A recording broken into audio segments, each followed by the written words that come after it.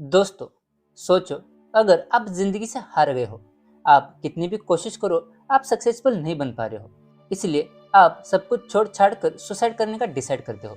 लेकिन आप ये नहीं सोचते कि आपके पीछे कोई है जो आपके जाने से कितना अकेला पड़ जाएगा।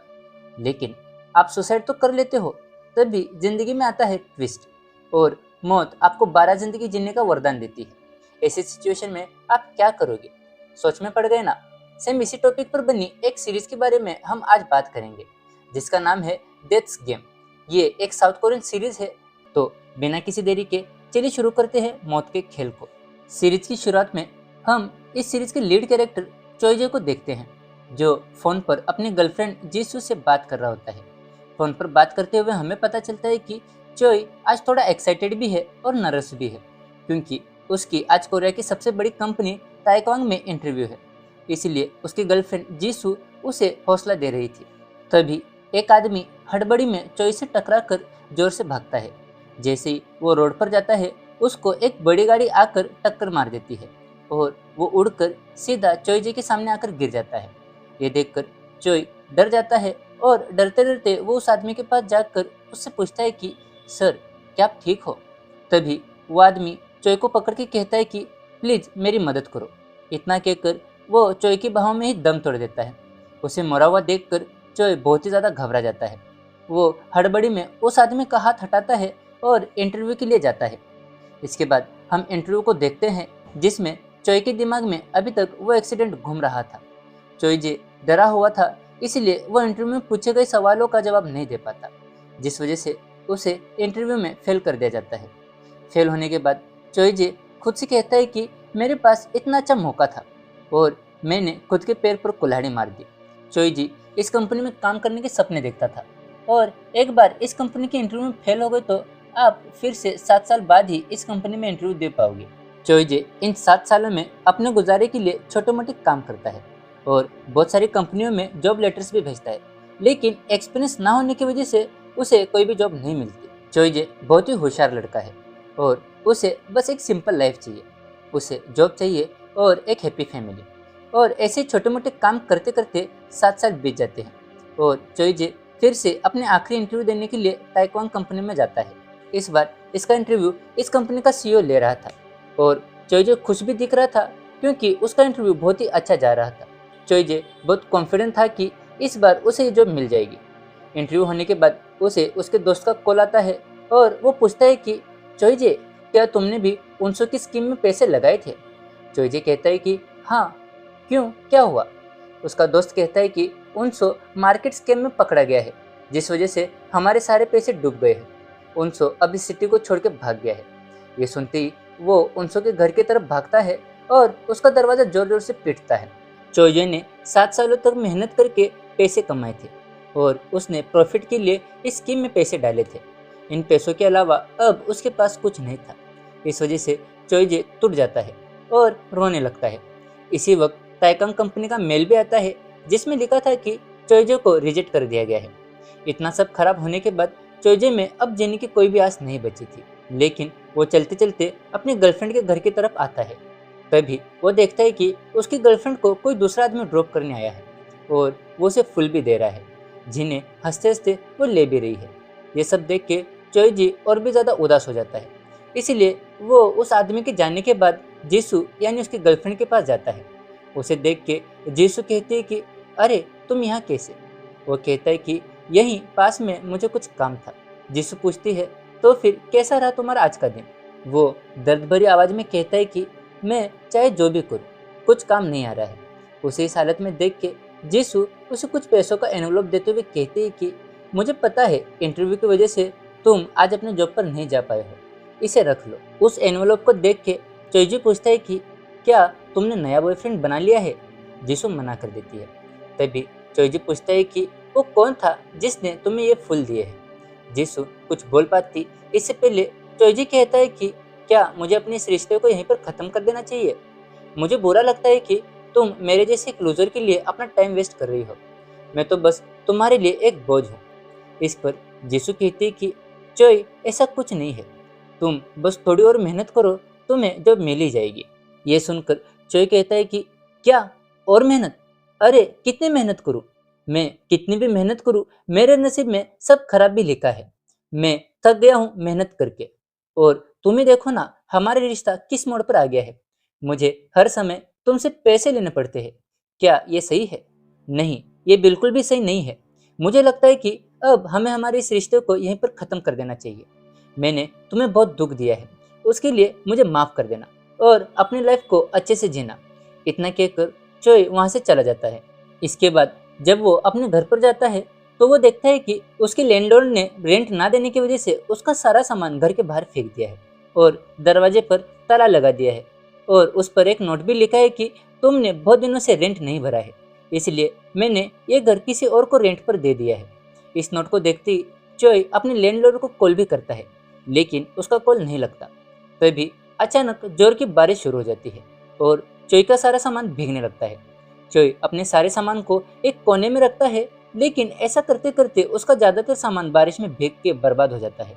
ये सब देख के वो रूफ के नीचे बैठ जाता है और सुबह हो जाती है। ये देख के चोई जोर जोर से रोने लगता है।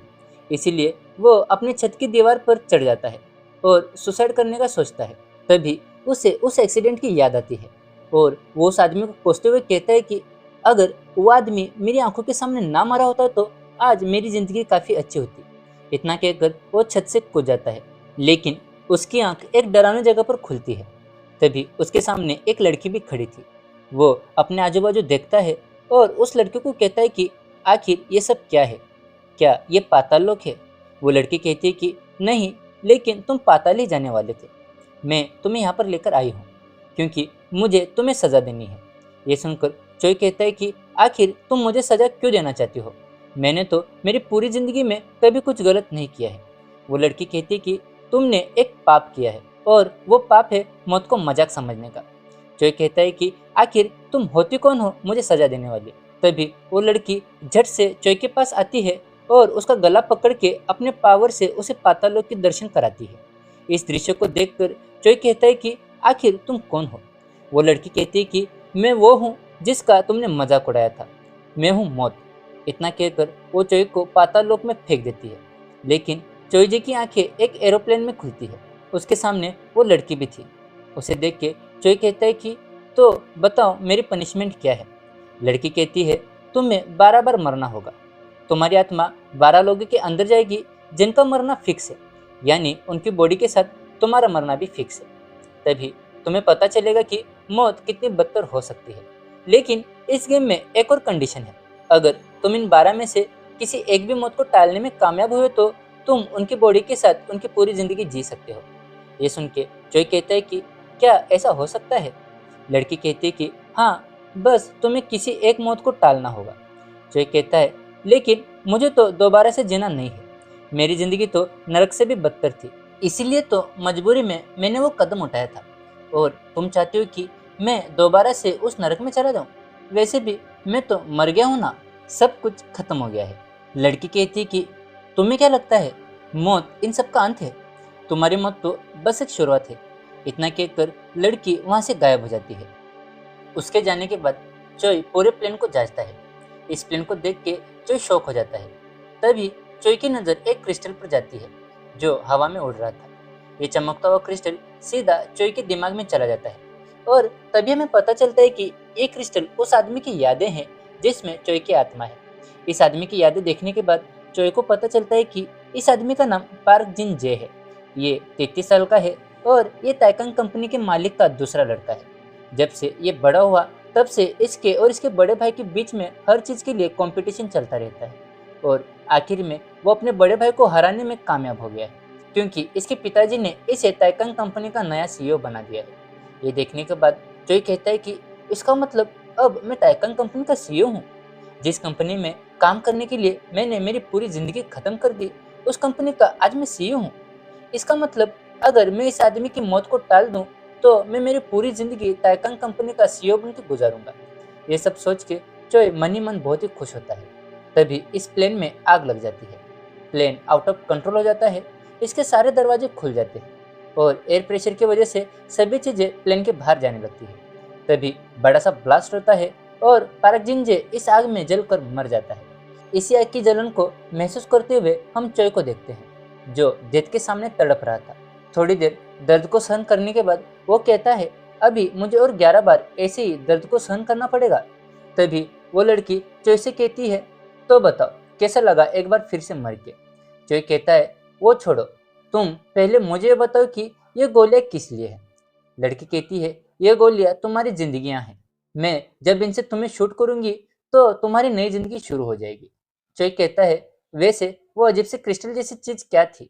लड़की कहती है, वो क्रिस्टल उस आदमी की याद और काबिलियत रहती है जिसकी बॉडी में तुम्हारी आत्मा जाती है।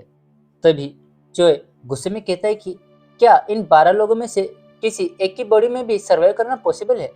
भला कोई कैसे खुद को प्लेन ब्लास्ट में बचा सकता है? लड़की कहती है, यही तो तुम्हारा काम है कि कैसे उस आदमी की जान बचाई जा सकती है। चोय कहता है कि अगर मैं इन 12 लोगों की बॉडी में सर्वाइव करने में नाकामयाब हुआ तो उसके बाद क्या? लड़की कहती है, फिर तो तुम्हें नरक में जाना पड़ेगा और उसका दरवाजा तुम्हारे पीछे ही है। तुम्हें लगता था ना तुम्हारी जिंदगी किसी हेल से कम नहीं है, तो फिर चलो मैं तुम्हें दिखाती हूँ कि असली नरक कैसा होता है। इतना कहकर वो लड़की चोय को हेल दिखाने लेके जाती है। उसे देख के चोय बहुत ही ज्यादा डर जाता है और रोते रोते कहता है कि मैंने तो जिंदगी में कभी भी कुछ गलत नहीं किया है, तो फिर क्यों मुझे वहां पर जाना पड़ेगा। लड़की कहती है कि तुम्हारी सबसे बड़ी गलती यह है कि तुमने खुद ही अपनी जान ले ली। तुम्हारी जान लेना मेरा काम था, तुम्हारा नहीं। चोय कहता है कि जब मैं जी रहा था तब मेरी जिंदगी किसी नरक से कम नहीं थी और यही कारण था कि मैंने वो कदम उठाया और अब मरने के बाद भी मुझे नरक में जाना पड़ेगा। लड़की कहती कि तुम कितने अजीब हो, तुम अभी भी कह रहे हो कि तुम्हारी जिंदगी नरक से बदतर थी। अरे कम से कम तुम वहां पर जी तो रहे थे। तुम्हें क्या लगता है तुम असली नरक में एक पल के लिए भी जी पाओगे? बिल्कुल भी नहीं। इसीलिए ये कहना बंद करो कि तुम्हारी जिंदगी नरक थी। चोय कहता है, इसका मतलब मैं कुछ भी करूँ मुझे नरक ही नसीब होने वाला है।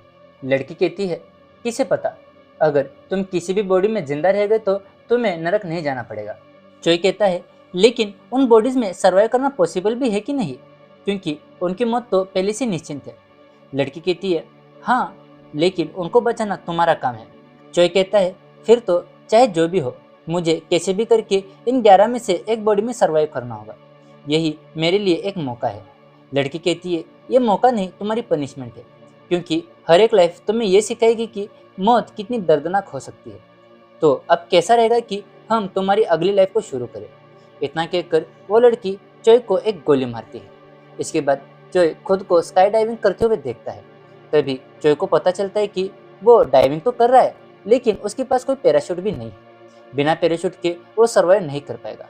तभी दूसरा स्काई डाइवर उसकी मदद करने के लिए उसके पास आता है और चोय उसको सपोर्ट के लिए पकड़ लेता है। इसके बाद चोय को उसकी याददाश्त और एबिलिटी मिल जाती है। याददाश्त मिलने के बाद उसे पता चलता है कि इस आदमी का नाम सोंग जे है।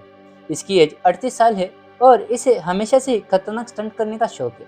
ये हमेशा ऐसे जानलेवा स्टंट करता ही रहता है, इसीलिए इसके पास 4 गिनीज बुक ऑफ रिकॉर्ड है और आज इसने एक नया रिकॉर्ड बनाने का डिसाइड किया है। वो है 8000 फीट से बिना पैराशूट के कूदना। चोय को पता चलता है कि उसे कुछ नहीं करना है, उसे बस बीच में लगे सेफ्टी नेट पर कूदना है। उसके नाम पर यह रिकॉर्ड हो जाएगा और इसका ये स्टंट लाइव रिकॉर्ड हो रहा है। इसे बहुत सारी कंपनियों ने स्पॉन्सर भी किया है और अगर इसने चैलेंज पूरा कर दिया तो इसे $3 बिलियन मिलने वाले हैं। पूरी याददाश्त पाने के बाद चोय सोचता है कि अचानक से मैं इतना कॉन्फिडेंट कैसे फील कर रहा हूँ, मुझे डर भी नहीं लग रहा है। मुझे लगता है कि मैं इस आदमी की एबिलिटी के साथ चैलेंज को आराम से पूरा कर सकता हूँ। इतना कहकर वो अपने सपोर्ट को छोड़ देता है और सीधा नेट की तरफ अपने साइड को करता है। नीचे गिरते गिरते चोय कहता है कि मैं इस चैलेंज को पूरा करूंगा और 3 बिलियन के साथ अपने बच्चों को जिंदगी को आराम से जीऊंगा। लेकिन वो इस स्टंट में नीचे तो आता है, बट नेट पर नहीं, सीधा जमीन पर गिरता है, जिस वजह से इसका सिर फूट जाता है और ये मर जाता है। इसी के साथ ये पहला एपिसोड यहाँ पर खत्म हो जाता है। अब सेकेंड एपिसोड की शुरुआत में हम चोय को डेथ के सामने देखते हैं, जिसमें चोय उसे कहता है कि तुमने तो कहा था कि मुझे सर्वाइव करने का मौका मिलेगा, लेकिन मैं कैसे सर्वाइव कर पाऊंगा जब मेरी आँख खुलते ही मेरी मौत हो जाए। वो लड़की कहती है कि तुम्हारे पास मौका था, सपोर्ट स्टाफ की मदद से तुम जिंदा बच सकते थे, लेकिन तुमने ऐसा नहीं किया। ये सुन के चोय कहता है कि आखिर इतनी दर्दनाक मौत कैसे किसी की भी हो सकती है, मेरा पूरा सिर फट गया था। तभी डेथ कहती है कि मैंने तो पहले ही कहा था कि तुम्हारी पनिशमेंट बहुत ही दर्दनाक होने वाली है, क्योंकि तुम्हारा पाप इतना बड़ा है कि उसके सामने ये पनिशमेंट तो कुछ भी नहीं है। चोई कहता है कि आखिर मैंने इसे क्या पाप कर दिया है, मैंने तो खुद की जान ली है। लड़की कहती है कि तुम्हें क्या लगता है, तुम्हारा पाप सिर्फ इतना है, तुम्हारा पाप तो उससे भी ज्यादा बड़ा है। खैर मुझे बताओ कि आखिर तुमने खुद की जान क्यों ली। चोई कहता है तो फिर मैं आखिर क्या करता, मेरा जन्म एक गरीब परिवार में हुआ था, मेरी जिंदगी का बस एक ही मोटिव था, अपनी और माँ की जिंदगी को बेहतर बनाना, और मैं ऐसा करने में नाकामयाब हो गया क्योंकि मेरी कहीं पर भी अच्छी जॉब नहीं लग पाई, और यहाँ तक कि मेरे सारे पैसे भी फ्रॉड स्कैम में डूब गए। इन सभी की वजह से मुझे उस लड़की को भी छोड़ना पड़ा जिससे मैं सबसे ज्यादा प्यार करता था। मुझे मेरी जिंदगी में जीने की कोई उम्मीद ही नहीं दिख रही थी, इसीलिए मजबूरी में मैंने वो गलत कदम उठा लिया। इसमें गलत क्या किया मैंने किसी को नुकसान तो नहीं पहुंचाया है ना। वो लड़की कहती है ठीक से सोचो, क्या तुमने किसी को हर्ट नहीं किया। चोई कहता है वैसे भी अब तो मैं मर ही गया हूं ना, तो फिर क्या फर्क पड़ता है मैंने किसी को हर्ट किया है कि नहीं। इस पर लड़की कहती है कि सच में तुम अपने सिवा किसी और की नहीं सोचते हो। इतना कहकर वो फिर से चोई को गोली मार देती है। इसके बाद चोई खुद को एक छोटे बच्चे की बॉडी में देखता है जो हाई स्कूल में पढ़ता है। तभी उसकी नज़र उसके क्लासमेट्स पर जाती है जो सोंगजे की वीडियो को देखकर हंस रहे हैं। ये देख के चोई कहता है कि ये कितना बदतमीज लड़का है जो किसी की मौत को देख के हंस रहा है। तभी चोई को उस लड़की की मेमोरीज मिल जाती है। याददाश्त मिलने पर पता चलता है कि इस लड़के का नाम ह्योक सू है। इसकी एज 17 साल की है। जब ये 5 साल का था तब इसके पिताजी इसे छोड़ के चले गए थे। तब से इसकी मम्मी दिन रात अकेली मेहनत करके इस बच्चे की देखभाल कर रही थी, और उनको इतना मेहनत करता हुआ देखकर ह्योक सू को बहुत बुरा लगता है। इसलिए वो पढ़ाई पर बहुत ही ध्यान देता है, लेकिन उसे स्कूल जाना पसंद नहीं है क्योंकि इसके क्लासमेट्स इसे बहुत ही ज़्यादा बुली करते हैं। लेकिन ह्योक सू अपनी माँ की खुशी के लिए स्कूल आता है, बट इसका स्कूल एक हेल से कम नहीं है और इसके क्लासमेट्स इसे बहुत ही ज़्यादा बुली करते हैं। इसलिए ये भी चोई की तरह ही सुसाइड करने वाला है। सभी मेमोरीज को पाने के बाद चोई कहता है कि ये कितनी बुरी बात है कि एक हाई स्कूल के बच्चे को इतना सब सहन करना पड़ रहा है। लेकिन ठहरो, अब तो मैं हूँ ह्योक सू की बॉडी में, इसका मतलब मैं इसे सुसाइड करने से रोक सकता हूँ और इसकी पूरी लाइफ जी सकता हूँ, जिसकी वजह से मुझे नरक भी जाना नहीं पड़ेगा। ये सोचकर वो अंदर ही अंदर मुस्कुराने लगता है। तभी उसका क्लासमेट जिनसेंग आकर उसके सिर पर टपली मारता है।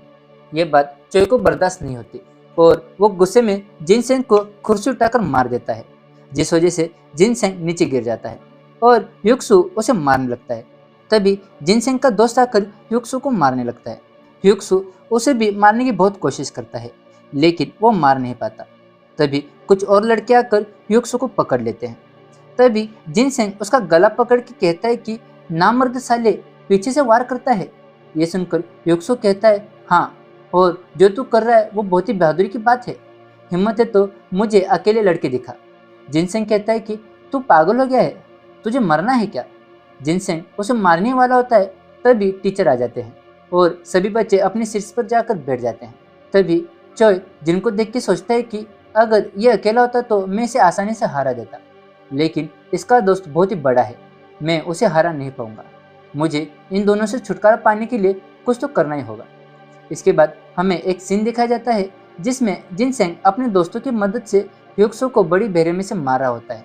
तभी वो बड़ा लड़का जिनसेंग का हाथ रोक के उसे कहता है कि अब बस करो, ये मर जाएगा। लेकिन जिनसेंग नहीं सुनता और वो उल्टा उसी लड़के को मारने लगता है। ये देख के चोई सोच में पड़ जाता है कि आखिर ये लड़का जिनसेंग को क्यों नहीं मार रहा है। तभी जिनसेंग उस लड़के को कहता है कि देख ताइसुक, आगे से मेरे मामले में मत पड़ना, समझा। इतने में जिनसेंग की क्रश यहाँ पर आ जाती है। उसे देखकर जिनसेंग अपनी गैंग को लेकर वहाँ से चला जाता है।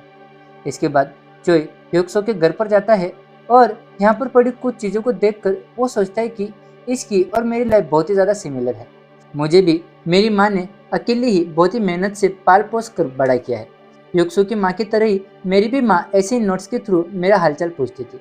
मेरा तो बस एक ही सपना था, एक अच्छी सी जॉब पाना और एक खुशहाल फैमिली। लेकिन मेरी ज़िंदगी एक ऐसे मोड़ पर आकर खड़ी हो गई कि मुझे ऐसा कदम उठाना पड़ा। अपनी माँ के बारे में सोचकर चोई बहुत ही ज़्यादा इमोशनल हो जाता है। इसके बाद रात हो जाती है और हम ह्योक सू और उसकी माँ को खाना खाते हुए देखते हैं। ह्योक सू की माँ को देख के चोई को अपनी माँ की याद आने लगती है, इसलिए वो बहुत ही ज़्यादा इमोशनल हो जाता है। इसके बाद चोई सोने चला जाता है, लेकिन उसे नींद नहीं आती। तभी उसे जिनसेंग का मैसेज आता है, जिसमें वो उसे कहता है कि कल तुझे मेरे लिए 50 वन लाने हैं। अगर तू लेके नहीं आया तो कल तेरा आखिरी दिन होगा। ये पढ़कर चोई सोचता है कि आखिर जिनसेंग से छुटकारा कैसे पाया जाए। मैं युक्सु की माँ के पैसे भी नहीं चुरा सकता, लेकिन मैं एक काम कर सकता हूँ, तेसुक को उसके खिलाफ कर सकता हूँ। फिर अगली सुबह स्कूल में युक्सु तेसुक को कहता है कि आखिर तुम जिनसेंग को अपने ऊपर हुक्म चलाने क्यों देते हो? तुम उससे डरते हो क्या? इस बात से तेसुक को गुस्सा आ जाता है और वह युक्सु को गुस्से में कहता है कि आखिर तुझे किसने कह दिया कि मैं जिनसेंग से डरता हूँ? वो मेरे सामने बस एक बच्चा है। युक्सु कहता है कि आखिर वो बच्चा है तो फिर तुम उसे मनमानी क्यों करने देते हो? तेसुक कहता है कि अगर तुम्हें जानना है कि मैं जिनसेंग को मनमानी क्यों करने देता हूँ तो चल तुझे दिखाता हूँ। वो कुछ बोल पाता तभी जिनसेंग वॉशरूम में आ जाता है और तेसुक कुछ नहीं बोलता। इसके बाद युक्सु तेसुक को कहता है कि तुमने मेरे सवाल का जवाब नहीं दिया। तेसुक कहता है कि मैं जिनसेंग को एक हाथ में ही हरा सकता हूँ, लेकिन मैं उसे लड़ाई नहीं कर सकता क्योंकि उसकी जान पहचान स्कूल के सीनियर सोंगयुक ताक से है और वो सीरिया का सबसे ताकतवर लड़का है। उसे ताइक्वांडो में ब्लैक बेल्ट भी मिला है। अब समझ में आया मैं जिनसेंग को मनमानी क्यों करने देता हूँ। इस पर युक्सु कहता है कि इसका मतलब तुम्हें भी उससे छुटकारा पाना है।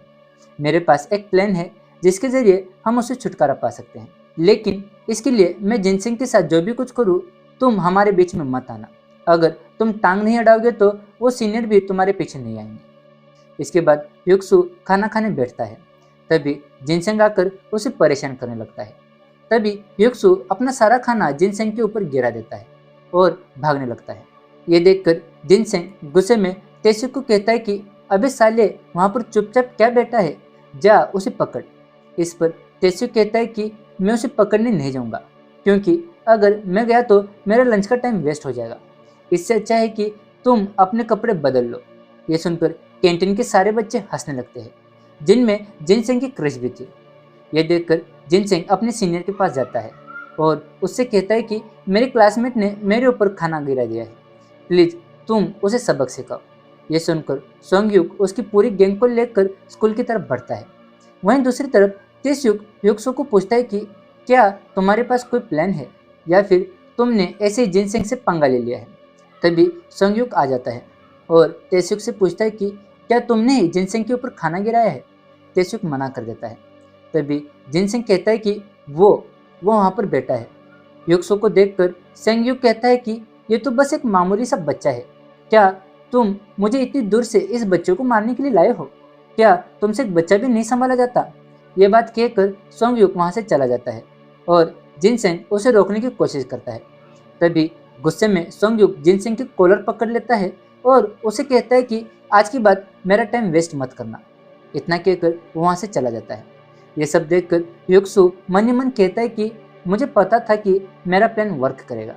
युक्सु जिनसेंग के पास जाता है और उसे चिढ़ाते हुए कहता है कि लगता है तुम्हारे दोस्त चले गए। ये सुन के जिनसेंग गुस्से में युक्सु को मारने के लिए हाथ उठाता है। तभी तेसुक उसका हाथ पकड़ लेता है और उसे मारने लगता है। यहाँ पर हम देखते हैं कि युक्सु की प्रॉब्लम तो खत्म हो गई है, लेकिन तेसुक अब उसके दोस्तों के साथ मिलकर जिनसेंग को तंग करने लगा है और जिनकी क्रश भी अब उससे बात नहीं करती। इसके बाद हम युक्सु को देखते हैं जो रात में एक पार्क में बैठा है और उसके पास जिनसेंग नशे की हालत में आ जाता है। वो कहता है कि आज मेरी जो हालत है उसका जिम्मेदार बस तू है। ये सुनकर युक्सु कहता है कि हाँ मैं हूँ जिम्मेदार तेरी इस हालत का, तो क्या क्या कर लेगा तू? हाँ तुझे पता है मैंने तेरे साथ ऐसा क्यों किया? क्योंकि तूने भी मेरे साथ ऐसा ही किया है। ये सुनकर युक्सु वहाँ से चला जाता है, लेकिन उसकी बातें सुनकर जिनसेंग को बहुत ही ज़्यादा गुस्सा आता है। तभी हम युक्सु को रास्ते पर चलता हुआ देखते हैं जो अपने घर पर जा रहा है, लेकिन तभी एक बड़ी सी गाड़ी जोर से उसके पास आकर रुक जाती है, जिस वजह से युक्सु मरते मरते बच जाता है। ये देखकर युक्सु राहत की सांस लेता है और फिर से अपने घर की तरफ बढ़ने लगता है, लेकिन तभी जिनसेंग उसके पीछे आता है और उसे पत्थर से मारकर नीचे गिरा देता है। जिनसेंग इतना गुस्से में था कि वो उसे पत्थर से युक्सु का मुंह फोड़ देता है, जिस वजह से उसकी वहीं पर मौत हो जाती है। इसके बाद हम चोई को फिर से हेल में देखते हैं। वो भी बहुत गुस्से में था और वो डेथ को कहता है कि ये कैसे हो गया? मैंने ह्यूक्सो को खुद की जान लेने से रोक दिया, फिर भी उसकी मौत हो गई। इसके पीछे तुम्हारा हाथ है ना? मुझे अब फिक्स पता चल गया है कि मैं नरक ही जाऊंगा, क्योंकि मैं जिस बॉडी में भी जाऊंगा उसकी जान बचाना मुश्किल है। और तुम तुम मेरे साथ खेल खेल रही हो। वो लड़की कहती कि ह्यूक्सो की मौत के पीछे मेरा कुछ लेना देना नहीं है, उसकी जान तुम्हारी चॉइसेस की वजह से गई है।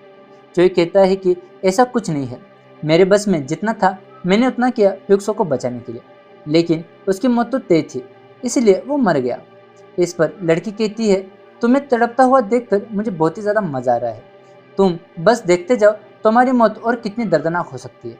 इतना कहकर वो उसे फिर से गोली मार देती है, जिस वजह से हम एक आदमी को देखते हैं जिसे कुछ गुंडे एक चेयर से बांधे हैं। ये गुंडे उसे बहुत ही मारते हैं और पूछते कि चल अब बता कि वो लड़की और पैसा कहाँ पर है।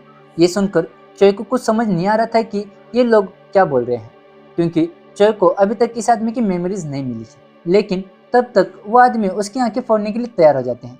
इसलिए दर्द के मारे चोय कहता है कि रुको, मैं बताता हूँ कि वो लड़की और पैसा कहाँ पर है, बस मुझे थोड़ा टाइम दो सब कुछ याद करने के लिए।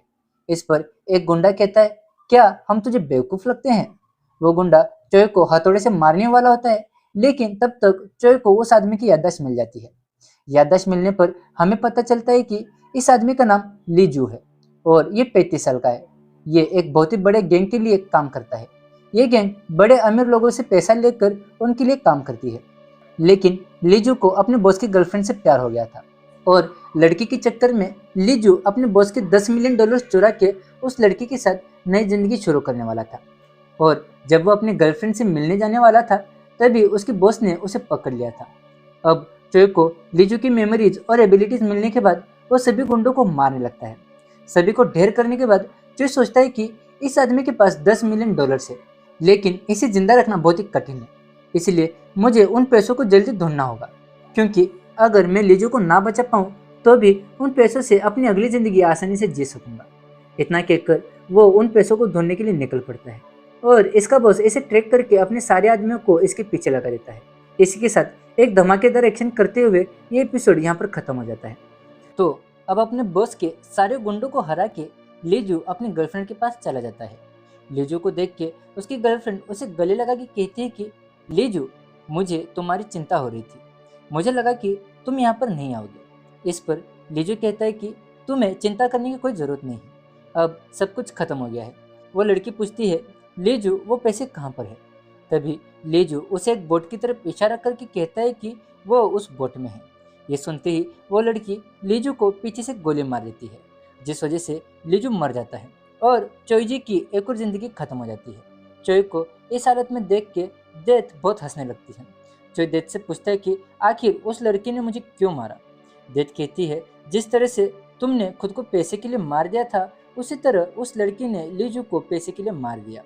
तभी चोय कहता है, भले ही उस लड़की ने लीजू को मार दिया है, लेकिन उसे पैसे कभी नहीं मिलने वाले हैं, क्योंकि सिर्फ मुझे ही पता है कि लीजू ने उन पैसों को बोट पर कहाँ पर छुपा के रखा है।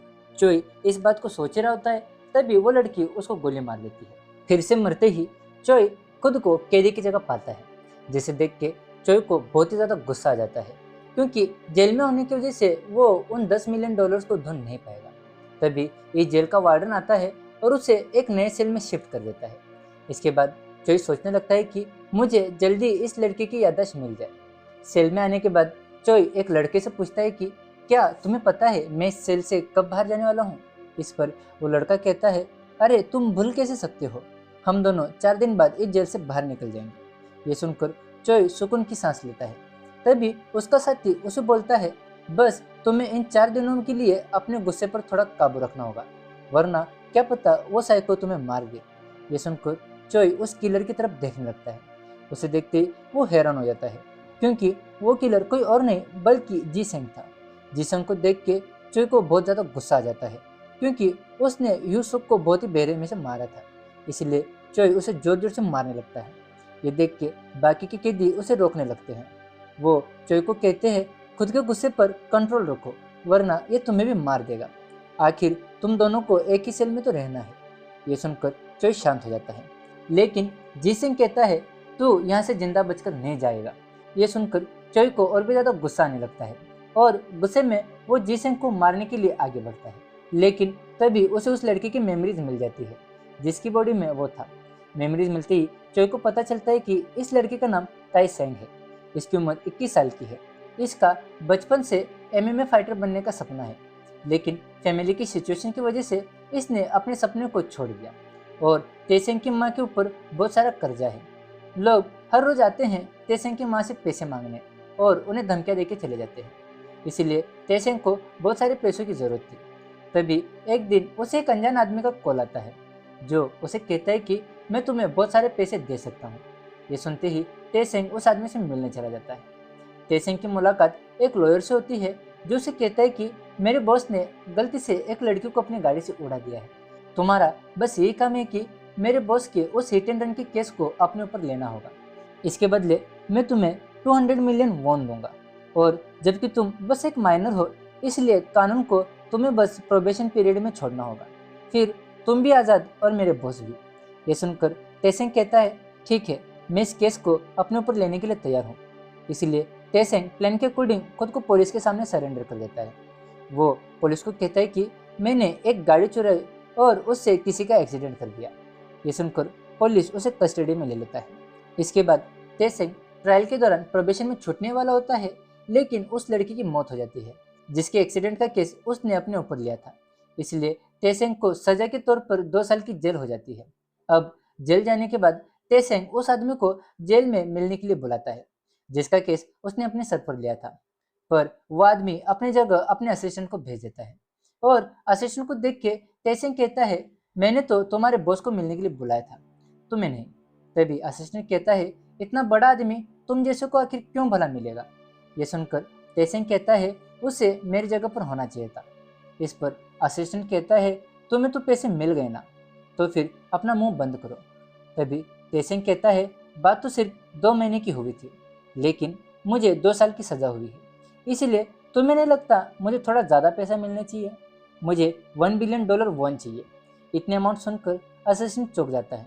ये देख के तेसेंग कहता है कि अगर तुमने मुझे इतने पैसे नहीं दिए तो जब मैं जेल से छूटूंगा मैं एक लॉयर लूंगा और पुलिस के सामने सारा सच उगल दूंगा और तेरे बॉस पर तो एक माइनर को फंसाने का भी इल्जाम लगेगा।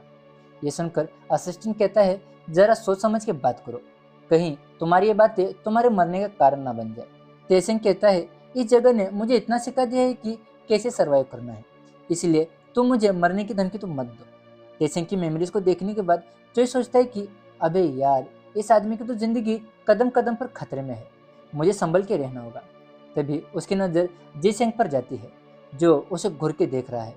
जीसेंग को देखकर चोई को फिर से गुस्सा आ जाता है और वो उसके पास जाता है और उसे कहता है कि अबे साले, घूर किसको रहा है बे तू? खुद को बहुत बड़ा साइको किलर समझता है ना? रुक, तेरा पागलपन अभी निकलता हूँ। इतना कहकर चोई जीसेंग को जोर जोर से मारने लगता है। वो उसे कहता है कि तूने बहुत लोगों को बेवकूफ़ बना दिया, अगर तू खुद को इतना बड़ा किलर समझता है तो मारना मुझे। ये देखकर चोई जिनसेंग को और जोर जोर से मारने लगता है। इसीलिए जीसेंग उससे माफ़ी मांगने लगता है। वो कहता है प्लीज़ मुझे माफ़ कर दो, मैं तुमसे विनती करता हूँ। चोई कहता है माफ़ कर दूँ? किस लिए? क्योंकि तूने ह्यूक्सो को मार दिया इसके लिए? ये सुनकर जीसेंग चौंक जाता है और पूछता है तुम्हें ह्यूक्सो के बारे में कैसे पता? इस पर चोई सभी से चिल्ला के कहता है ये कोई साइको नहीं है, ये तो एक नामर्द है जो एक बच्चे से भिड़ गया जिसे ये बुली करता था। इसीलिए इसने गुस्से में उस लड़के को पीछे से हमला करके मार दिया और यहाँ आकर ये तुम सबके सामने दिखावा कर रहा है कि ये बहुत खतरनाक साइको किलर है। ये सुनकर बाकी के कैदी कहते हैं कि इसका मतलब यह हमें इतने दिनों से बेवकूफ़ बना रहा था, इसकी हिम्मत कैसे हुई हमसे झूठ बोलने की। सभी कैदी मिलके जीसेंग को लातों घूंसों से मारने लगते हैं। इसके बाद हम चोई को जेल में एक जगह पर देखते हैं जहाँ पर ये बाकी कैदियों के साथ मिलके लकड़ियाँ काट रहा है। तभी एक आदमी जानबूझकर कटर का स्क्रू ढीला कर देता है और उस कटर को तेसेंग के ऊपर चला देता है, जिसकी वजह से तेसेंग मरने वाला होता है, लेकिन वो बच जाता है। लेकिन वो कटर उसके पीछे खड़े एक आदमी के अंदर घुस जाता है। ये देख के पुलिस ऑफिसर्स अंदर आते हैं और उस आदमी को बाहर लेके जाते हैं। तेसेंग उस आदमी के लिए बहुत चिंतित था, लेकिन अंदर मौजूद बाकी के कैदी तेसेंग को कहते हैं कि इस समय तुम्हें अपनी चिंता करनी चाहिए, क्योंकि किसी ने हमें ऑर्डर दिया है तुम्हें मारने का। इतना कहकर सभी आदमी तेसेंग के ऊपर हमला कर देते। लेकिन तेसेंग एक कमाल का एमएमए फाइटर था, इसलिए वो सभी को ढेर कर देता है। इसके बाद रात हो जाती है और हम जीसेंग को देखते हैं जो एक चीज को घिस घिस कर नुकीले कर रहा है। लेकिन उसे ऐसा करते हुए तेसेंग देख लेता है और उससे वो चीज छीन लेता है। तेसेंग वो चीज को देख के कहता है कि तू सच में एक बुजदिल है। मुझे पहले से पता था कि तू ऐसा कुछ करने वाला है। क्या तूने अपनी जीने की सारी आस छोड़ दी है? तू मुझे मार कर अपनी बाकी की जिंदगी इस जेल में काटना चाहता है? जिसेंग कहता है, मेरे लिए तो अब सब कुछ खत्म हो गया है, मैं बस अब तुझे मारना चाहता हूँ। ये सुनकर तेसेंग जिसेंग को एक जोर से थप्पड़ मारता है और सोचता है कि क्या मुझे इसे यहाँ पर ही मार देना चाहिए ताकि बाद में ये किसी और की जान ना ले सके। तेसेंग ऐसा करता नहीं क्योंकि कल उसकी रिहाई हो रही थी। तभी तेसेंग जिसेंग से पूछता है कि क्या मेरी थप्पड़ तेसुक की थप्पड़ से भी ज्यादा जोरदार थी? ये सुनकर जिसेंग पूछता है, तुम्हें तेसुक के बारे में कैसे पता? तभी तेसेंग कहता है, मुझे युक्सो ने बताया है, वो अभी जस्ट तुम्हारे पीछे ही खड़ा है। जिसेंग डर जाता है और कहता है, तुम झूठ बोल रहे हो। तेसेंग कहता है, अरे युक्सो ने मुझे अभी अभी बताया है कि उसने तुम्हारे ऊपर एक बार नूडल्स गिरा दिए थे, क्या ये सच है? जिसेंग कहता है, हाँ, लेकिन तुम्हें सब कैसे पता? तेसेंग कहता है, मैंने कहा ना, युक्सो ठीक तुम्हारे पीछे खड़ा है, वो जानना चाहता है कि क्या तुम उसे मारने पर शर्मिंदा हो? जिसेंग कहता है, मैं क्यों शर्मिंदा हूँ, उस युक्सो की वजह से ही तो मुझे इस जेल में सड़ना पड़ रहा है, मेरी पूरी जिंदगी उसकी वजह से बर्बाद हो गई है। ये सुनकर चोई को फिर से गुस्सा आ जाता है और वो जिसेंग को कस के एक जोरदार थप्पड़ मारता है और वो उसे कहता है, तुम्हारी इस बर्ताव की वजह से युक्सु अब पूरी जिंदगी तुम्हें हॉन्ट करता रहेगा जब तक तुम मर नहीं जाओगे। वो देखो, वो तुम्हें डराने के लिए तुम्हारे पास आ रहा है। ये सुनकर जिसेंग बहुत ज्यादा डर जाता है और तभी उसके ऊपर टॉवेल गिर जाता है, जिस वजह से जिसेंग इतना ज्यादा डर जाता है कि वो अपने पेंट में ही मुत देता है। इसके बाद हम देखते हैं कि जिसेंग यूसुफ के डर से पागल हो गया है। फिर अगले दिन तेसेंग और उसके दोस्त की रिहाई हो जाती है और जेल के बाहर हम एक काली गाड़ी को देखते हैं जो तेसेंग के लिए खड़ी थी। लेकिन तेसेंग उसमें नहीं बैठता और सीधा जाता है लीजू के पैसों के पास, जिन्हें वो लेता है और अपने लॉकर में छुपा देता है।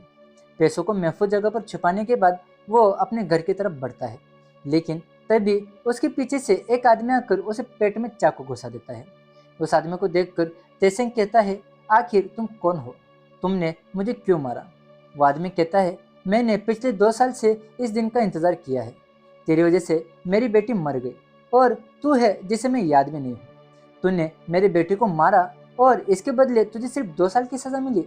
ये किस तरह का इंसाफ है? तभी तेसेंग को याद आता है कि यह आदमी उस लड़की का पिता है जिसकी हिट एंड रन के केस में ये जेल के अंदर गया था। तभी वो आदमी तेसेंग का गला दबाते हुए कहता है कि बता, मेरी मासूम बेटी की गलती क्या थी? तेसेंग अपनी दर्द भरी आवाज में कहता है कि मुझे माफ कर दीजिए, लेकिन मैं वो नहीं था जिसने तुम्हारी बेटी की जान ली। इसके आगे तेसेंग कुछ बोल पाता, वो आदमी वहां से भाग जाता है क्योंकि उसे किसी के आने की आवाज़ सुनाई देती है। उस आदमी के वहां से जाने के बाद तेसेंग का जेल वाला दोस्त वहां पर आता है। वो तेसेंग को इस हालत में देख के कहता है, क्या तुम ठीक हो? किसने की है ये तुम्हारी हालत? तुम मर तो नहीं जाओगे? तेसेंग कहता है, नहीं, मैं ठीक हूँ। ये सुनकर उसका दोस्त कहता है, थैंक गॉड तुम ठीक हो, मुझे लगा कि मुझसे पहले तुम्हें किसी और ने मार दिया। तेसेंग कहता है, ये तुम क्या बक रहे हो?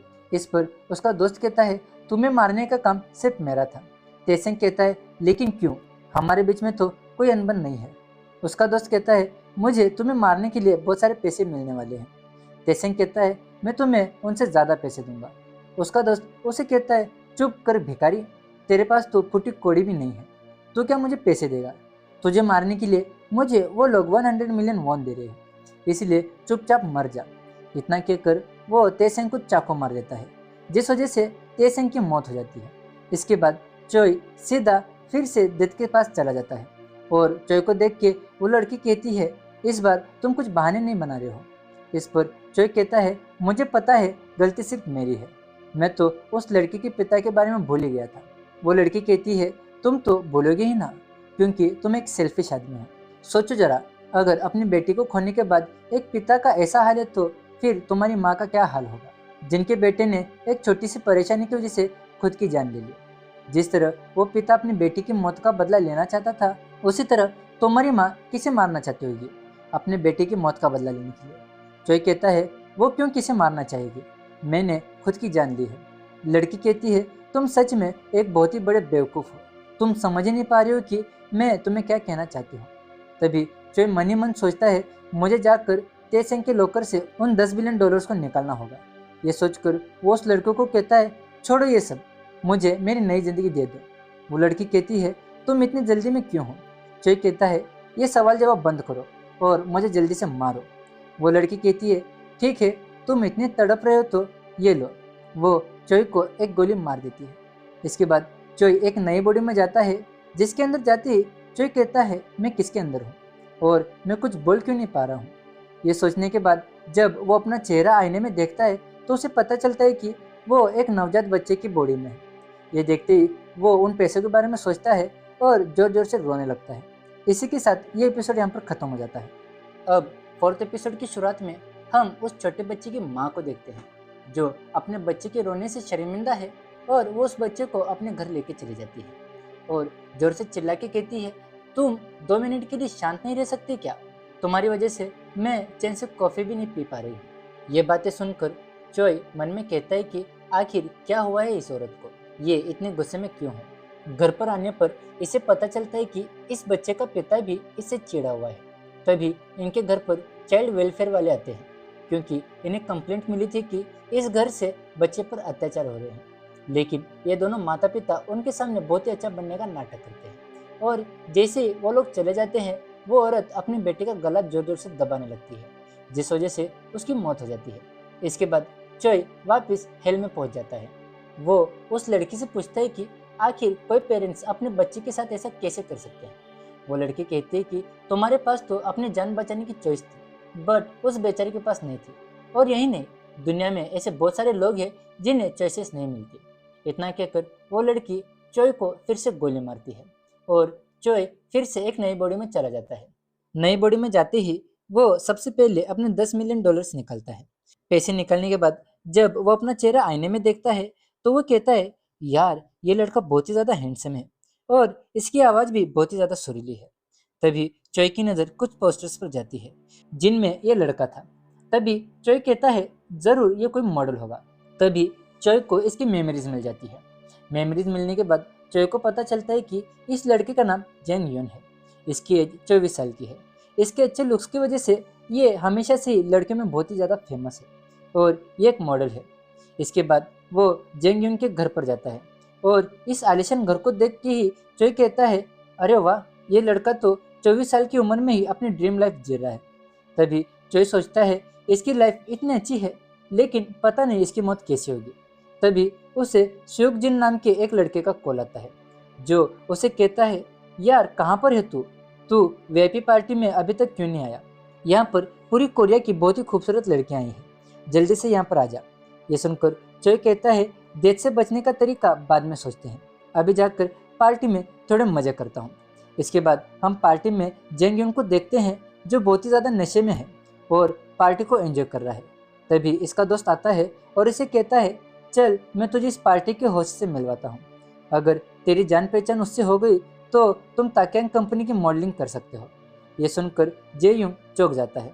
इसके बाद उसका दोस्त उसे ताक्यांग कंपनी के सीईओ पार्क ते से मिलवाता है। जेंग यून को देखते ही पार्क कहता है ये सच में बहुत ही ज़्यादा हैंडसम है। तभी जेंग यून नशे में कहता है क्या हम पहले कभी मिल चुके हैं, क्योंकि मुझे ऐसा लग रहा है मैंने आपको पहले कभी देखा है। पार्क कहता है मुझे नहीं पता हम पहले कभी मिले हैं। इतना कहकर पार्क वहाँ से चला जाता है। उसके जाते ही जेंग यून वापस पार्टी को एंजॉय करने लगता है। इसके बाद सुबह हो जाती है और जेंग यून का भाई आकर उसे कहता है तुमने मुझसे वादा किया था कि आज तुम मेरी कैफे में मदद करोगे, जल्दी उठो और मेरे साथ चलो।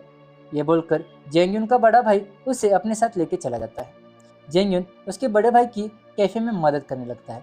तभी उसकी नज़र इस कैफे के रेगुलर कस्टमर पर जाती है, जो कोई और नहीं चोई की गर्लफ्रेंड जीसू थी। जीसू को देखते ही चोई अपने और जीसू की पुरानी यादों को याद करने लगता है। इसके बाद जीसू जाकर चेयर पर बैठ जाती है और जेंग यून उसे चोरी छुपे देखने लगता है। तभी जेंग यून का बड़ा भाई आकर उसे कहता है क्या तुम्हें वो लड़की पसंद है। जेंग कहता है ऐसा नहीं है, लेकिन सुनो ना, क्या ये लड़की हमेशा यहाँ पर आती है। उसका भाई कहता है हाँ, ये हर रोज़ यहाँ पर आती है। ये सुबह के वक्त यहाँ पर आती है और कैफ़े बंद करने के वक्त जाती है। वैसे मैंने सुना है ये लड़की नोबेलिस्ट है। ये सुनकर चोय गूगल पर सर्च करता है और सर जीसू। सर्च करने के बाद चोय को पता चलता है कि जिस दिन उसने ब्रेकअप किया था उसी दिन जीसू ने एक राइटर कॉन्टेस्ट जीता था और जीसू ने अपने इंटरव्यू में चोय को अपना इंस्पिरेशन बताया था। ये पढ़कर चोय सोचता है कि जो एनवलप जीसू ने मुझे उस दिन दिया था उसमें इसकी प्राइज मनी थी। ये सब पढ़कर चोय को खुद पर गुस्सा आने लगता है। इसके बाद वो सीधा लाइब्रेरी में जाता है और जीसू की नॉवेल को पढ़ने लगता है। उस नॉवेल को पढ़ते वक्त चोय को पता चलता है कि जीसू ने उन बातों को इस नॉवेल में लिखा है जिसे उसने कहा था। उस नॉवेल को पढ़ते समय चोय अपने और जीसू की कन्वर्सेशन को याद करने लगता है, जिसमें चोय जीसू से कहता है, तेस्युक ने मुझे बताया कि ऑफिस में बहुत सारे लड़के हैं जो तुम पर चांस मारते हैं। अगर तुम मुझे छोड़ना चाहती हो तो तुम मुझे छोड़ सकती हो, लेकिन बाद में तुम पूरी जिंदगी पछताओगी, क्योंकि जिस भी आदमी को तुम चुनोगी मैं बाद में उससे भी ज़्यादा सफल आदमी बनकर दिखाऊंगा और जितना प्यार मैं तुम्हें करता हूँ उतना कोई और नहीं कर पाएगा। जीसू कहती है, क्या तुम सच में मुझसे इतना ज़्यादा प्यार करते हो? चोय कहता है, हाँ। इस पर जीसू कहती है, सोचो अगर मैं एक दिन तुमसे कहूँ कि मैं तुम्हें छोड़ना चाहती हूँ तो तुम क्या कहोगे? चोय कहता है, मैं तुम्हें ऐसा करने का मौका भी नहीं दूंगा। भला मैं उस इंसान को मुझसे दूर क्यों जाने दूं जिससे मैं इतना ज़्यादा प्यार करता हूँ। मैं अपनी पूरी लाइफ तुम्हारे कदमों में रख दूंगा। मैं कभी भी तुम्हें मुझसे दूर जाने नहीं दूंगा। ये सुनकर जीसू मजाक में कहती है, अरे इतना भी प्यार मत करो, मुझे डर लग रहा है। इतना कहकर वो चोय को गले लगा देती है। इसके बाद ये दोनों एक शॉप में जाते हैं और वहाँ पर एक पेन को देख के जीसू कहती है, लोग कहते हैं कि इस पेन को साथ में रखना एक राइटर के लिए अच्छा होता है। चोय कहता है, तो अब मैं वादा करता हूँ कि जब तुम राइटर बन जाओगी मैं तुम्हें यही पेन गिफ्ट में दूंगा। इसके बाद चोय चुपके से जाकर उस पेन को जीसू के लिए खरीद लेता है और उस पर जीसू का नाम लिखवा देता है और सोचता है कि जब जीसू एक राइटर बन जाएगी मैं उसे ये पेन देकर सरप्राइज कर दूंगा। लेकिन उस दिन से चोय की लाइफ में कुछ अच्छा नहीं होता, इसलिए उसे ये पेन जीसू को देने का मौका भी नहीं मिलता। तभी चोय की नज़र जीसू पर जाती है और वो देखता है कि उस दिन जो आदमी जीसू को घर पर छोड़ने आया था वही सेम आदमी अपनी वाइफ और बेटी के साथ जीसू से मिलने आया है और जीसू उस आदमी को जीजाजी कह रही है। ये सुनकर चोय खुद पे गुस्सा करने लगता है कि उसने जीसू जैसी लड़की पर शक किया। इसके बाद वो जीसू के पास जाता है और उसे कहता है, मैं आपका बहुत ही बड़ा फैन हूँ, मैंने आपकी बुक पढ़ी है, मुझे ये बहुत अच्छी लगी। मेरे पास भी एक नॉवेल का आइडिया है, क्या आप उसे सुनेंगे? इसके बाद चोय सब कुछ उसे बताता है जो डेथ उसके साथ कर रही है, लेकिन वो इस बात को एक कहानी की तरह बताता है और क्योंकि चोय जेंग्यू की बॉडी से ये पूरी कहानी बहुत ही रियलिस्टिक वे में बताता है, ये सुनकर जीसू कहती है, तुम तो इस तरह से बता रहे हो कि जैसे ये सब कुछ तुम्हारे साथ ही हुआ हो और तुम्हारी कहानी के हिसाब से ये जो डेथ है वो बहुत ही बेरहम लग रही है। ठीक है, मेरे जाने का समय हो रहा है, मुझे तुम्हारी स्टोरी बहुत पसंद आई, अगर तुम्हें परेशानी ना हो तो मैं इसे और सुनना चाहूँगी। जेंग्यून कहता है, हाँ क्यों नहीं, लेकिन उससे पहले मुझे आपका ऑटोग्राफ चाहिए। जीसू अपने बैग से एक पेन निकालती है और उस पेन को देखते ही चोय बहुत ज़्यादा हैरान हो जाता है, क्योंकि ये वही पेन था जिसे चोय ने जीसू को सरप्राइज करने के लिए दिया था। इसके बाद हमें फ्लैशबैक का सीन दिखाया जाता है जिसमें हम देखते हैं कि चोय के फ्यूनरल के दौरान चोय की मॉम को ये पेन मिला था जिस पर जीसू का नाम लिखा था, इसलिए चोय की माँ जीसू को वो पेन दे देती है। इसके बाद हम देखते हैं कि जेंग्यून रोज कहानी के बहाने जीसू के साथ टाइम स्पेंड करता है, उससे दोस्ती करने की कोशिश करता है। फिर एक दिन जीसू जेंग्यू की बच्चों की स्टोरी सुनने के बाद जब घर जा रही होती है तब जोर से बारिश शुरू हो जाती है। ये देख के जेंग्यून एक लाल कलर का छाता उसे देता है और थोड़ी देर बाद वो एक कस्टमर को कहते हुए सुनता है कि यही पास में एक लड़के का एक्सीडेंट हो गया है जिसके पास लाल कलर का छाता था। वो लड़की रोज इस कैफे में आती थी। ये सुनकर जेंग्यून डर जाता है और जल्दी से उस जगह पर जाता है। वहाँ पर जाकर वो देखता है कि उस जगह पर बहुत भीड़ थी, रोड पर खून फैला हुआ है और उसकी साइड में एक लाल छाता भी है और ये देख के जेंग्यून बहुत ज़्यादा डर जाता है। वो उस लड़की को देखने की बहुत कोशिश करता है बट पुलिस वाले उसे रोकते हैं। तभी उसकी नज़र जीसू की तरफ जाती है जो दूर खड़ी थी। उसे देखने के बाद जेंग्यून शांत हो जाता है। इसके बाद जीसू जेंगयुन के पास जाती है और कहती है, मैंने देखा तुम बहुत ही ज़्यादा डरे हुए थे। जेंगयुन कहता है, हाँ मैं डर इसलिए गया था क्योंकि मुझे ऐसा लगा कि जिसे मैं जानता हूँ उसका एक्सीडेंट हो गया है। जीसू कहती है, तुम्हें तड़पता देखकर मुझे उस दिन की याद आ गई। मैं उस दिन ऐसी तड़प रही थी। वो चोई की डेथ को याद करने लगती है। उसे देख के जेंगयुन कहता है, तुम किस दिन की बात कर रही हो? जीसू कहती है, कुछ नहीं, मुझे अब जाना चाहिए। इतना कहकर वो वहाँ से जाने लगती है। तभी जेंगयुन कहता है, कल तुम आओगे ना मेरी कहानी सुनने? जीसू कहती है, मुझे नहीं लगता मैं तुम्हारी कहानी को और सुन पाऊंगी, क्योंकि तुम्हारी कहानी मुझे किसी अपने की याद दिलाती है। इतना कहकर वो वहाँ से चली जाती है। इसके बाद हम जीसू को चोई की फ्यूनरल की जगह पर देखते हैं। उसे याद करके वो रोने लगती है। इसके बाद हम जेंगयुन को भी देखते हैं जो इस जगह पर आता है और अपनी यादों को देख के इमोशनल हो जाता है। तभी उसकी मुलाकात चोई की माँ से होती है और अपनी माँ को देख के चोई रोने वाला होता है, इसलिए वो अपने इमोशंस को छुपाने के लिए वहाँ से चला जाता है और कमरे के बाहर से अपनी माँ को देखने लगता है। तभी वो देखता है कि उसकी माँ अपने बेटे की मौत के लिए खुद को कोस कर रोने लगती है और उन्हें इस हालत में देखकर चोई भी रोने लगता है और मन ही मन में बोलता है, इसमें आपकी कोई भी गलती नहीं है माँ, सारी गलती मेरी है, मुझे माफ़ कर दो माँ, मैंने आपके बारे में सोचा ही नहीं उस गलती को करते समय। थोड़ी देर रोने के बाद वो सीधा घर पर जाता है और उन 10 बिलियंस को अपने माँ को देने का डिसाइड करता है ताकि उनकी बची हुई लाइफ चैन से गुजरे। इसलिए वो एक नकली लेटर लिखता है जिसमें वो लिखता है, चोई जी की मम्मी आपकी बेटी ने मेरे थ्रू क्रिप्टो में कुछ पैसे इन्वेस्ट किए थे और आज उस इन्वेस्टमेंट का रिटर्न आया है, इसीलिए मैं इन पैसों को आपको दे रहा हूँ, प्लीज़ आप इन पैसों को रख लीजिए। इसके बाद वो इन पैसों को जाकर अपनी माँ के घर पर रख देता है। इसके बाद वो जीसू से मिलता है और थोड़ी देर बातें करने के बाद वो जीसू से कहता है कि अगर तुम्हें कुछ प्रॉब्लम ना हो तो क्या मैं तुम्हें घर छोड़ सकता हूँ? जीसू कहती है, अच्छा ठीक है। रास्ते में चलते हुए जीसू जेंगयुन से पूछती है कि क्या तुम्हारी इस कहानी में कोई हैप्पी एंडिंग है? जेंगयुन पूछता है कि तुम क्या चाहती हो? जीसू कहती है कि मैं चाहती हूँ तुम्हारी कहानी की एंडिंग हैप्पी हो, क्योंकि मुझे लीड कैरेक्टर के लिए बहुत बुरा फील हो रहा है। उसकी लाइफ पहले ही बहुत ही बुरी थी और मरने के बाद भी उसे इतना सहना पड़ रहा है। भले ही उसे 12 नई लाइफ मिल रही हो, लेकिन वो हमेशा डर में रहेगा कि उसकी मौत कभी भी हो सकती है और ऐसे डर डर के जीने को हम जीना नहीं कहते। जीसू की इन बातों को सुनकर वो फैसला करता है कि वो जीसू को सब कुछ बता देगा कि ये कहानी उसकी है और वही चोई है, और इसलिए वो जीसू से कहता है कि जीसू मुझे तुम्हें कुछ कहना है, प्लीज़ मेरी बात को ध्यान से सुनना। मेरी एक गर्लफ्रेंड हुआ करती थी, मैंने उसे पूरे 7 साल तक डेट किया और इन 7 सालों में उसने मेरे हर सुख दुख में मेरा साथ दिया, बट मैं ही था जो उसे समझ नहीं पाया। जेंगयुन के इतना बोलने के बाद हमें फ्लैशबैक का सीन दिखाया जाता है जहां जीसू अपने ऑफिस वर्कर के साथ एक रेस्टोरेंट में खाना खा रही थी और उसी रेस्टोरेंट में चोय वेटर का काम कर रहा था। तभी जीसू का कोवर्कर उसे प्रपोज करता है। जीसू उसे रिजेक्ट कर देती है और कहती है मेरा बॉयफ्रेंड है। तभी वो चोय को देखती है जो जीसू के दोस्तों के सामने जाने से घबरा रहा था, बट उसे अपना काम करना था, इसलिए वो मजबूरी में खाना सर्व करने चला जाता है। चोय के वहाँ आते ही जीसू बिना कुछ सोचे सभी से कहती है कि यही है मेरा बॉयफ्रेंड। चोय कहता है, तुम क्यों अपने दोस्तों के सामने खुद को शर्मिंदा कर रही हो? जीसू कहती है, इसमें शर्मिंदा होने जैसा कुछ नहीं है, मैं प्राउड हूँ कि तुम मेरे बॉयफ्रेंड हो। प्रेजेंट में जेंगयुन कहता है कि मेरी गर्लफ्रेंड ने बिना शर्मिंदा हुए अपने दोस्तों से ये कह दिया है कि मैं उसका बॉयफ्रेंड हूँ और इसलिए आज मैं उसे सॉरी बोलना चाहता हूँ क्योंकि मैंने उसे बहुत ज़्यादा गलत समझ लिया। और जेंगयुन की बातें सुनकर जीसू सोचने लगती है कि जेंगयुन ने जो कुछ भी बोला वो तो मेरे और चोइजी के बीच में हुआ था।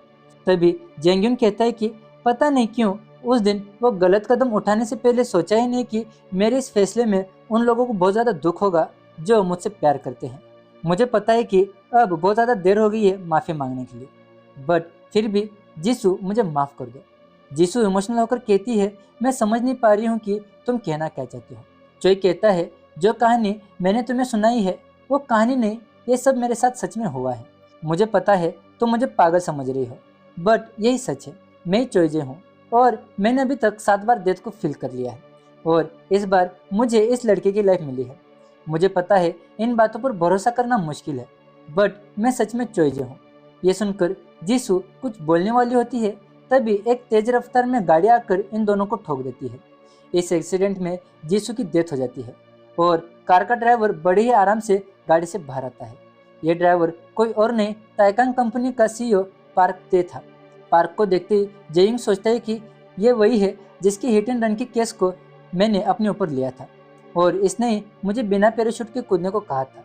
चोई इतना सोचता ही है, तभी पार्क ते ये कहता है, अरे तुम अभी भी मरे नहीं, रुक मैं तेरी मदद करता हूँ। वो क्या है ना, मुझे लोगों को मरता हुआ देख के बहुत सुकून मिलता है। इतना कहकर वो जेंगयुन को मार देता है। जेंगयुन के मरते ही चोय फिर से नरक में जाता है, जहाँ पर वो गुस्से में कहता है, मैं उस आदमी को मार दूंगा, उसने मेरी जीसू को मार दिया, बट उससे पहले मैं इसको मारूंगा। इतना कहकर वो देत की गन को उठाता है और उसे देत के सर पर रख के कहता है, तुम्हें बहुत मजा आ रहा है ना मुझे तड़पता हुआ देखकर, अब खुद मर के देखो कैसा लगता है। इतना कहकर वो गोले चला देता है और यहीं पर ये एपिसोड खत्म हो जाता है। अब एपिसोड 5 की शुरुआत में हम एक आदमी को देखते हैं जो लाइव स्ट्रीमिंग कर रहा था। उसने एक आदमी को पकड़ रखा है और वो कैमरे के सामने कहता है कि आज मैं इस मर्डर को सबक सिखाऊंगा। इसके साथ इसका दोस्त भी था जो पूरी तैयारी के साथ बैठा था। ये दोनों अब इस आदमी के चेहरे से कवर हटाते हैं। तभी वो आदमी कहता है कि आखिर तुम कौन हो। स्ट्रीमर कहता है, क्यों तुम्हें डर लग रहा है क्या? सोचो तुम्हारे विक्टिम्स को कितना डर लग रहा होगा जब तुमने उनको सेक्सुअली असॉल्ट करके उनका मर्डर कर दिया। स्ट्रीमर उस आदमी को बहुत ही बुरी तरह से मारने लगता है। तभी यहाँ पर एक दूसरा आदमी आ जाता है। इस आदमी का नाम जे योंग था। वो लाइव स्ट्रीमिंग कर रहे लोगों को मारकर उस बंदी को अपने साथ लेके चला जाता है।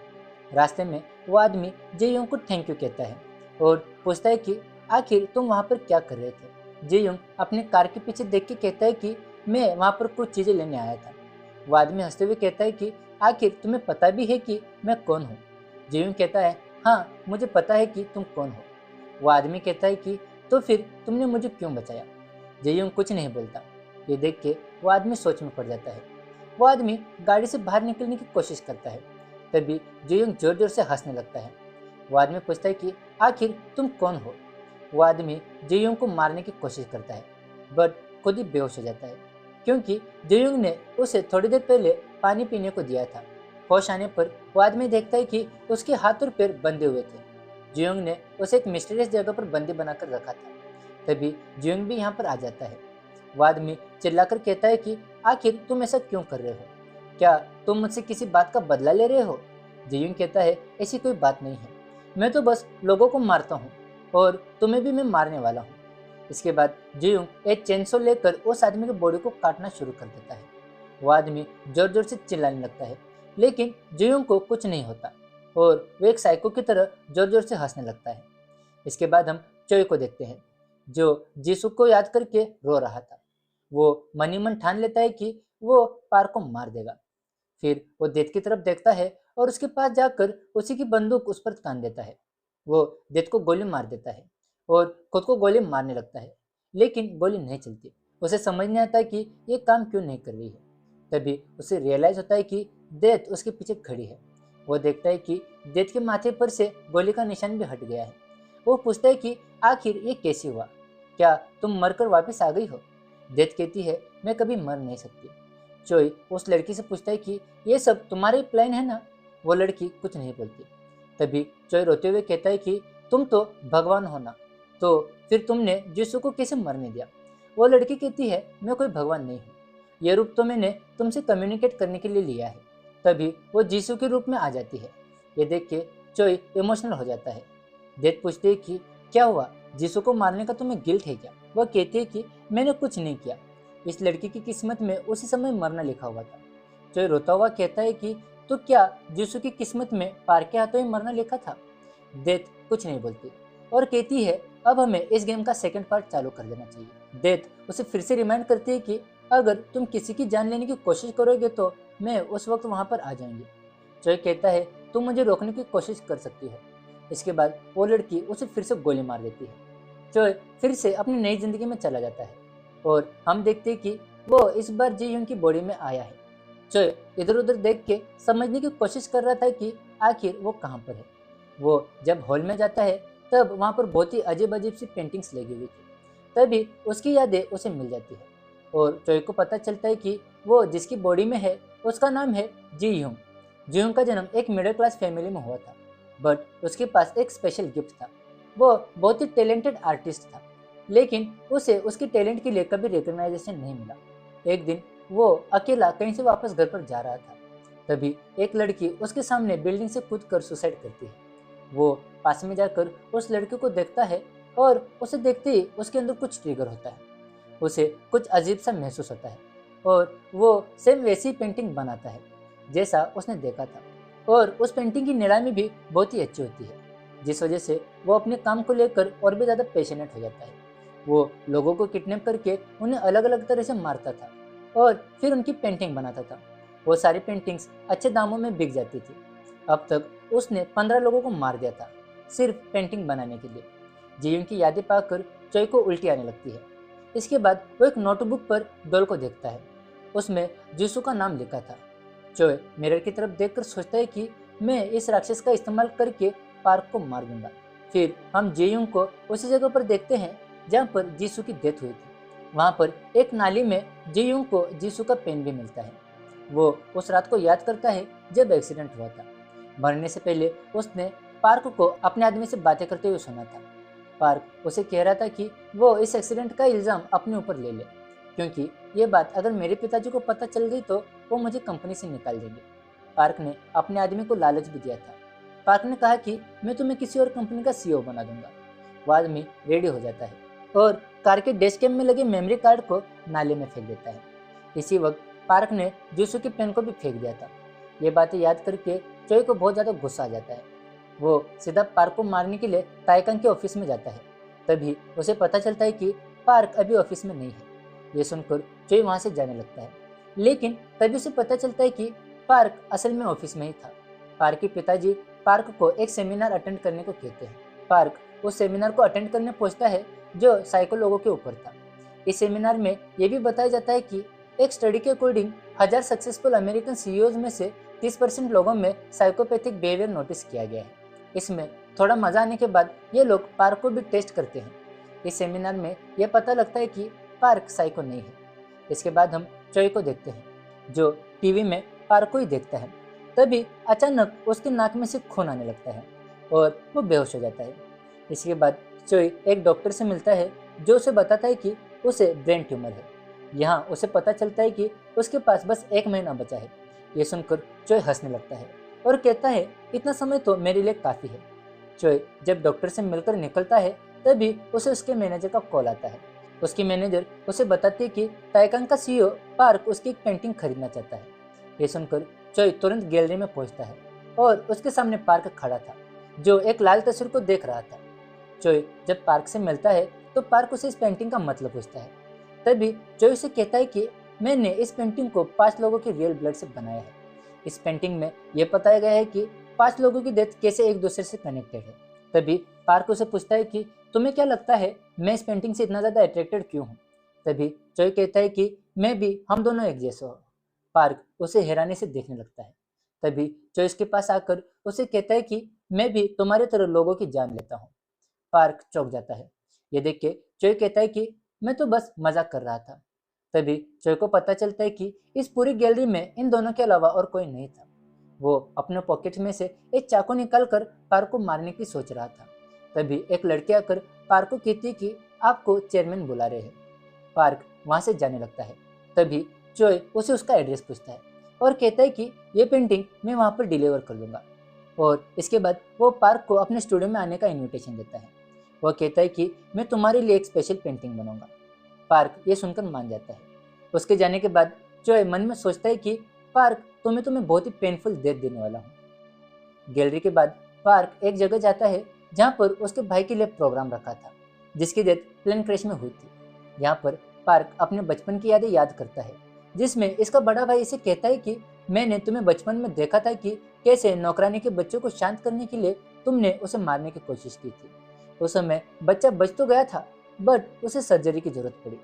तभी पार्क अपने बड़े भाई से पूछता है कि क्या तुमने ये बात किसी और को भी बताई है। वो कहता है कि मैंने पिताजी को बताया है।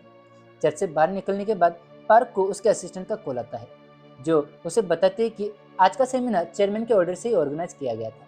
पार्क को लगता है कि उसके पिताजी को उस पर शक है। वो टेंशन में आकर बहुत सारी दवाइयाँ खा लेता है, जिस वजह से वो बहुत तेज गाड़ी भगाता है। तभी उसके पीछे कुछ पुलिस ऑफिसर्स पड़ जाते हैं।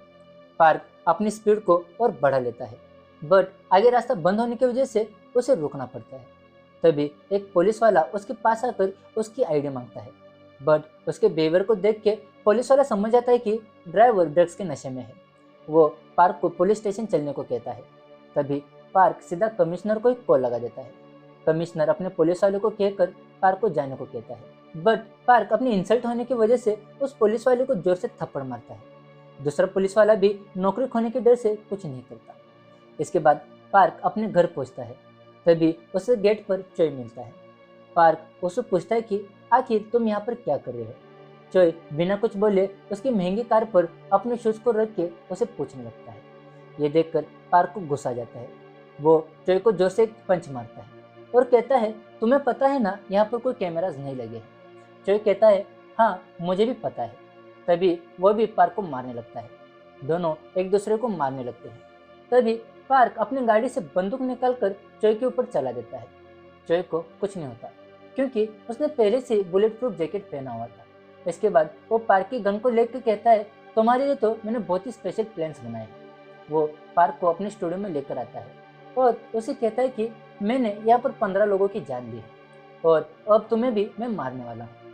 वो पार्क को अंदर लेके जाता है और उस जगह पर रख देता है जहाँ पर उसने बहुत सारे लोगों को मारा था। बट वो पार्क के साथ कुछ कर पाता इससे पहले ही वो बेहोश हो जाता है। होश आने पर वो देखता है कि पार्क ने उसे बांध दिया है। पार्क उसके पास आकर उसे कहता है कि तुमने मुझे अपने मर्डर्स के बारे में बताया, इसलिए अब मेरी बारी है। उससे पहला मर्डर एक एक्सीडेंट के थ्रू हुआ था। वो अपनी कार चला रहा था और बीच सड़क पर एक आदमी खड़ा था जिसे उसने गलती से उड़ा दिया था। असल में यह वही एक्सीडेंट था जो चोय के सामने हुआ था। पार्क कहता है कि उस समय उसे बहुत ही मजा आया था। उसके बाद से उसने बहुत सारे लोगों को अपनी कार से मारा है, बट फिर से उसे कभी वो एक्साइटमेंट फील नहीं हुआ। यहाँ पर पार्क कहता है कि आज तुम्हारी कहानी सुनकर मुझे भी तुम्हारे जैसा एक्सपीरियंस फील करना है। पार्क चोय से अपनी जान की भीख मांगने को कहता है, बट चोय उस पर थूक देता है और गुस्से में कहता है कि मुझे मार ही डालो। तभी पार्क को भी गुस्सा आ जाता है और वो चेंसो से चोय के पैर को काटने लगता है। उसके बाद हमें सिर्फ चोय की चिल्लाने की आवाज़ें सुनाई देती है और चोय फिर से हेल में चला जाता है। तभी डेथ उसे कहती है कि ये अब तक की तुम्हारी सबसे दर्दनाक मौत थी, बट तुम लकी हो क्योंकि अगर तुम उसे मारने की कोशिश करते तो मुझे इंटरफेयर करना पड़ता और मैं तुम्हें हेल में फेंक देती। ये सुनकर चोय जोर जोर से हंसने लगता है। ये देखकर डेथ उसे पूछते है कि क्या तुमने खुद को जानबूझकर मरवाया। तभी हम उसी स्टूडियो के सीन को देखते हैं जहाँ पर पार्क चोय को मारकर खुद को साफ कर रहा था और हमें पता चलता है कि ये पूरा मर्डर कैमरे में रिकॉर्ड हो गया है। और इसी के साथ ये एपिसोड यहाँ पर खत्म हो जाता है। अब 6 एपिसोड की शुरुआत में हम चोय को देखते हैं। पार्क ने उसकी टांगे काट दी है, बट अभी भी चोय जिंदा था। चोय पार्क से कहता है कि मुझे पता है तुमने अपने भाई जिनटेंग का मर्डर किया।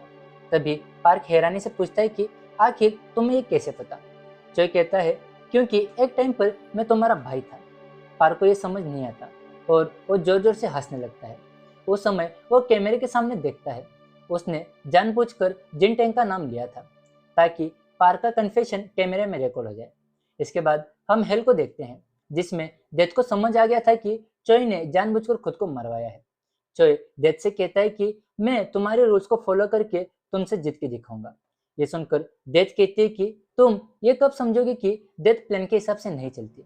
इसके बाद वो चोय को गोली मार देती है। तभी नई लाइफ में जाकर चोय देखता है कि वो किसी आदमी का पीछा कर रहा था। वो आदमी पलटकर चिल्लाता है कि मेरा पीछा करना बंद करो। तभी हमें पता चलता है कि चोय उन्हीं 2 ऑफिसर्स में से एक की बॉडी में था जब इन्होंने पार्क को ओवर स्पीडिंग के लिए पकड़ा था। वो आदमी चोय की तरफ चाकू कर देता है और चाकू को देखकर चोय भागने लगता है।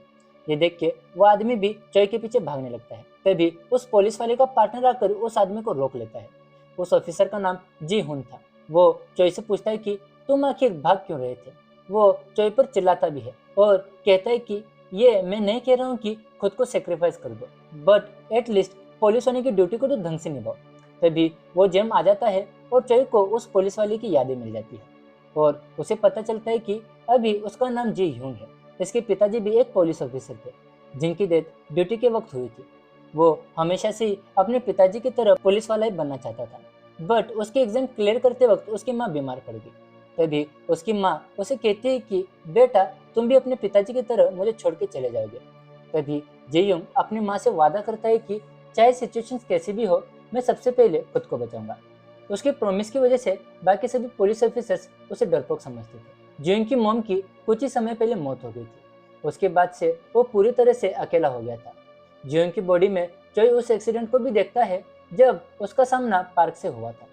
सारी यादें आने पर चोई को जेयोंग के बारे में बुरा लगता है। तभी उसकी नज़र एक आदमी पर पड़ती है जो दूसरे आदमी को मार रहा था। तभी चोई को पता चलता है कि जब मैं जेल में था तभी इसी आदमी ने उसके दोस्त बनने का नाटक किया था और उसकी जान ली थी। इस आदमी का नाम किम था। चोई किम के पास जाकर उसे उसके नाम से बुलाता है। किम चिल्ला के पूछता है कि आखिर तुम कौन हो। तभी चोई कहता है कि मेरा चेहरा थोड़ा बदल जरूर गया है, लेकिन मैं ताइसंग हूँ। किम कहता है कि ये क्या बकवास कर रहे हो, ताइसंग को तो मैंने खुद अपने हाथों से मारा था। किम को पता नहीं था, बट उसने सबके सामने अपने क्राइम को कबूल कर लिया था और वहाँ पर खड़े कुछ लोगों ने उसे रिकॉर्ड भी कर लिया था। किम चाकू लेकर जब चोई की तरफ बढ़ता है, चोई उसका चाकू लेकर उसे जमीन पर पटक देता है। तब तक कुछ और पुलिस वाले वहाँ पर आ जाते हैं। वहाँ पर खड़े सभी लोग चोई के लिए तालियां बजाने लगते हैं। जीहुन भी शौक होकर ये सब कुछ देख रहा था। तभी कोई तो इस वीडियो को सोशल मीडिया पर अपलोड कर देता है। जीयुन के साथ काम करने वाले पुलिस ऑफिसर्स को तो विश्वास भी नहीं हो रहा था कि ये जीयुन कर सकता है। चोई इसके बाद अपने साथी को लेकर जिसुन के स्टूडियो में पहुंचता है। वहां पर वो रिकॉर्डिंग रूम में जाता है और जिसु की पेन के साथ साथ सारे एविडेंस को भी ले लेता है। उसमें जीयुन का मर्डर होते हुए का भी वीडियो था। चोई अपने साथी को बताता है कि इस आर्टिस्ट की आदत थी कि सभी मर्डर्स को रिकॉर्ड करना। चोई पार्क के एविडेंस वीडियो को अपने पास ले लेता है। फिर बाकी के ऑफिसर्स भी यहाँ पर आ जाते हैं। तभी उन्हें पूरे घर में खून के एविडेंस मिलते हैं। दूसरी तरफ हम पार्क को देखते हैं। उसके असिस्टेंट उसके पास कुछ डॉक्यूमेंट लेके आती है। तभी वो कुछ सोच रहा था और अपने असिस्टेंट को डिनर पर चलने को कहता है। वो अपने असिस्टेंट को लेकर जीयुन की स्टूडियो पहुंचता है, बट वहाँ पर पहले से पुलिस वाले थे। चोई पार्क की गाड़ी को आगे जाने से रोकता है। तभी उसे देखकर पार्क को याद आता है कि वो तो इस पुलिस वाले से पहले ही मिल चुका है। चोई कहता है कि पास में एक मर्डर हुआ है, इसलिए हमने इस पूरी एरिया को ब्लॉक कर दिया है। लेकिन तभी वो पार्क को कहता है कि मैंने सुना है क्रिमिनल्स अपनी जगह पर वापस आते हैं। पार्क कहता है ये बात तुम मुझे क्यों कह रहे हो। चोई कहता है मैं तो बस यूं ही कह रहा हूँ, मेरा ये कोई इशारा नहीं है कि तुम कल्प्रिट हो। वो पार्क के असिस्टेंट का नाम लिख लेता है। चोई ऐसा इसलिए करता है कि अगर असिस्टेंट को कुछ हो तो पुलिस का सीधा शक पार्क पे जाएगा। फिर पार्क गुस्से में उस असिस्टेंट को बीच रास्ते में छोड़कर चला जाता है और अपने घर में बैठकर न्यूज़ देखता है। तभी उसे उसके आदमी का कॉल आता है जो उसे कहता है कि जियों को हमने हैंडल कर लिया है। तभी पार्क उसे कहता है कि मुझे लगता है कि जियों को मेरे बारे में कुछ तो पता है। वो आदमी कहता है कि मैं उसे भी हैंडल कर दूंगा। फिर चोई एक जर्नलिस्ट से मिलकर वो पेन ड्राइव देता है। वो जर्नलिस्ट कहता है कि आज रात मैं इस वीडियो को मेरे न्यूज़ चैनल पर दिखाऊंगा। इसके बाद हम पुलिस स्टेशन के बाहर का सीन देखते हैं जहाँ पर चोई का साथी उसे कहता है कि मैंने तुम्हें उस स्टूडियो में कुछ वीडियोस डिलीट करते हुए देखा है। वो उन वीडियोस के बारे में पूछता है। तभी चोई कहता है कि वो वीडियोस उस आदमी के थे जिसने जियोंग को मारा था। चोई उसे ये भी बताता है कि मर्डरर पार्क ही था। चोई कहता है कि अगर हम उन वीडियोस को पुलिस स्टेशन लेके आते तो पार्क के आदमी जो पुलिस वाले हैं उन वीडियोस को डिलीट कर देते। उसे सजा दिलवाने के लिए ही मैंने ऐसा किया है। तभी जीहुन एक औरत की तरफ देख के कहता है कि ये फिर से आ गई। चोई उस औरत को देखता है और वो औरत कोई और नहीं उसकी माँ ही थी। उसके पूछने पर जॉन बताता है कि उनके घर पर एक पैसों का बैग मिला था। सीसीटीवी फुटेज में पता चला कि जिस आदमी ने वहां पर पैसे रखे थे उसकी एक एक्सीडेंट में मौत हो गई, इसलिए ये भी इन्वेस्टिगेशन में इन्वॉल्व हो गई है। चोई मन में सोचता है कि मरने के बाद भी मैं कुछ सही नहीं कर पाया। पूछताछ के बाद जब चोई की माँ जाने लगती है तभी चोई के मुंह से गलती से मां निकल जाता है। वो सॉरी बोलता है और कहता है कि मैंने गलती से ऐसा कह दिया। उसकी माँ कहती है कि कोई बात नहीं, किसी के मुंह से ऐसा सुनकर मुझे बहुत अच्छा लगा। चोई फिर अपनी माँ से पूछता है कि आपने पैसों से भरे बैग को रिपोर्ट क्यों किया था, आप उसे अपने पास भी रख सकती थी। वो कहती है कि वो बैग मुझे एक पनिशमेंट की तरह लगा। मुझे ऐसा लगा कि जैसे मेरे बेटे के बदले में मुझे पैसे मिल रहे हैं, इसलिए मुझे वो नहीं चाहिए थे। इसके बाद चोई अपनी माँ के लिए उनके घर के बाहर एक खाना रखता है, वो भी एक मैसेज के साथ जिसमें लिखा था कि अपना ध्यान रखिए। वो वहाँ से निकल रहा था तभी एक आदमी आकर उस पर चाकू से हमला कर देता है। चोय को याद आता है कि जब ये जीवन की बॉडी में था तभी वो इस आदमी से बचकर भाग रहा था। दूसरी तरफ हम पार्क को देखते हैं जो अपने डैड के ऑफिस में था। वहां पर वो देखता है कि पुलिस वालों की तरफ से उसके लिए एक स्पेशल पार्सल आया था। एनवेलप के अंदर एक्सीडेंट के टाइम के फोटोज थे, जिसमें ये क्लियरली दिख रहा था कि ड्राइविंग पार्क ही कर रहा था, ना कि उसका आदमी। तभी चेयरमैन यानी पार्क के पिताजी वहां पर आ जाते हैं और पार्क से पूछते हैं कि आखिर ये सब क्या है। वो कहते हैं कि मुझे हमेशा से तुम्हारे बारे में पता था, क्योंकि हमारे घर में कोई भी पेट ज्यादा दिन तक जिंदा नहीं रह पाता था और अब तुम वही काम लोगों के साथ कर रहे हो। पार्क पूछता है कि क्या इसलिए जब मैं छोटा था आपने मुझे अब्रॉड भेज दिया। चेयरमैन कुछ नहीं कहता, इसलिए पार्क उसके एकदम पास में आ जाता है। ऐसा लगता है कि वो कुछ करने वाला है, बट वो बिना कुछ किए या बोले बाहर निकल जाता है। वो इतना गुस्से में था कि रास्ते में एक अनजान आदमी का खून कर देता है। वहां से वो एक चढ़ जाता है और भगवान के सामने कहता है कि एक बार फिर से ये मैंने डिसाइड किया कि कौन मरेगा और कौन जिंदा रहेगा। असली भगवान तो मैं हूँ, तुम तो बस एक इल्यूजन हो। तभी उसे पुलिस स्टेशन के डायरेक्टर का कॉल आता है, ये बताने के लिए कि पुलिस स्टेशन में एक टिप मिला है कि डिटेक्टिव जीयून के पास एक वीडियो है उस आर्टिस्ट के मर्डर होते हुए का, और कहा जा रहा है कि मर्डरर आप हो, और वो वीडियो आज टीवी पर टेलीकास्ट भी होने वाला है। पार्क तुरंत अपने आदमी को कॉल करता है, बट उस आदमी को तो जीयून ने पहले पुलिस स्टेशन बुला लिया है। फोन उस आदमी के बदले जीयून ही उठाता है। फिर हमें बताया जाता है कि जिस आदमी ने चोय पर चाकू मारा था, तो चोय ने चाकू अपने हाथ से रोक लिया था। जीवन के फोन उठाने से पार्क परेशान हो जाता है। वो मिलने की बात करता है तो चोय मना कर देता है। वो कहता है कि आज रात की न्यूज के बाद ही मिलेंगे। अगले सीन में हम देखते हैं कि चोय पुलिस कमिश्नर की बुलाने पर पार्क से मिलने आ जाता है। ऑफिस के बाहर वो एक आदमी को देखता है और उसे याद आता है कि जब वो जेल में था तब किम को लेने के लिए यही आदमी आया था। इसके बाद चोय पार्क से मिलता है और पार्क के कहने पर कमिश्नर बाहर चला जाता है। चोय पार्क से कहता है सरेंडर करने तो तुम आए नहीं हो, तो फिर आए क्यों हो। पार्क कहता है कि मैं तुमसे एक डील करने आया हूँ। वो चोय से पूछता है कि तुम्हें क्या चाहिए, पैसा, पावर या कनेक्शन। पार्क यहाँ पर एक कॉन्ट्रैक्ट भी लेकर आया था। वो चोय से साइन करने को कहता है और कहता है कि अगर तुम इस पर साइन कर दोगे तो तुम्हारी लाइफ बहुत ही कंफर्टेबल हो जाएगी। चोय अपने पॉकेट से जूसो वाला पेन निकालता है और कॉन्ट्रैक्ट को बीच में से फाड़ देता है और कहता है मुझे पैसा पावर कुछ नहीं चाहिए। पार्क चोय के पास आकर पूछता है कि तो फिर तुम्हें क्या चाहिए। चोय कहता है कि तुम। पार्क पूछता है कि इससे तुम्हें क्या मिलेगा। तो चोय कहता है कि मुझे एक साइको को सबक सिखाने का सेटिस्फेक्शन मिलेगा, जो खुद को भगवान समझता है। पार्क कहता है कि तुम्हारे जैसों को रास्ते से हटाना मेरे लिए कोई बड़ी बात नहीं है। तो चोय कहता है कि ज्यादा से ज्यादा क्या होगा, मैं मर जाऊंगा।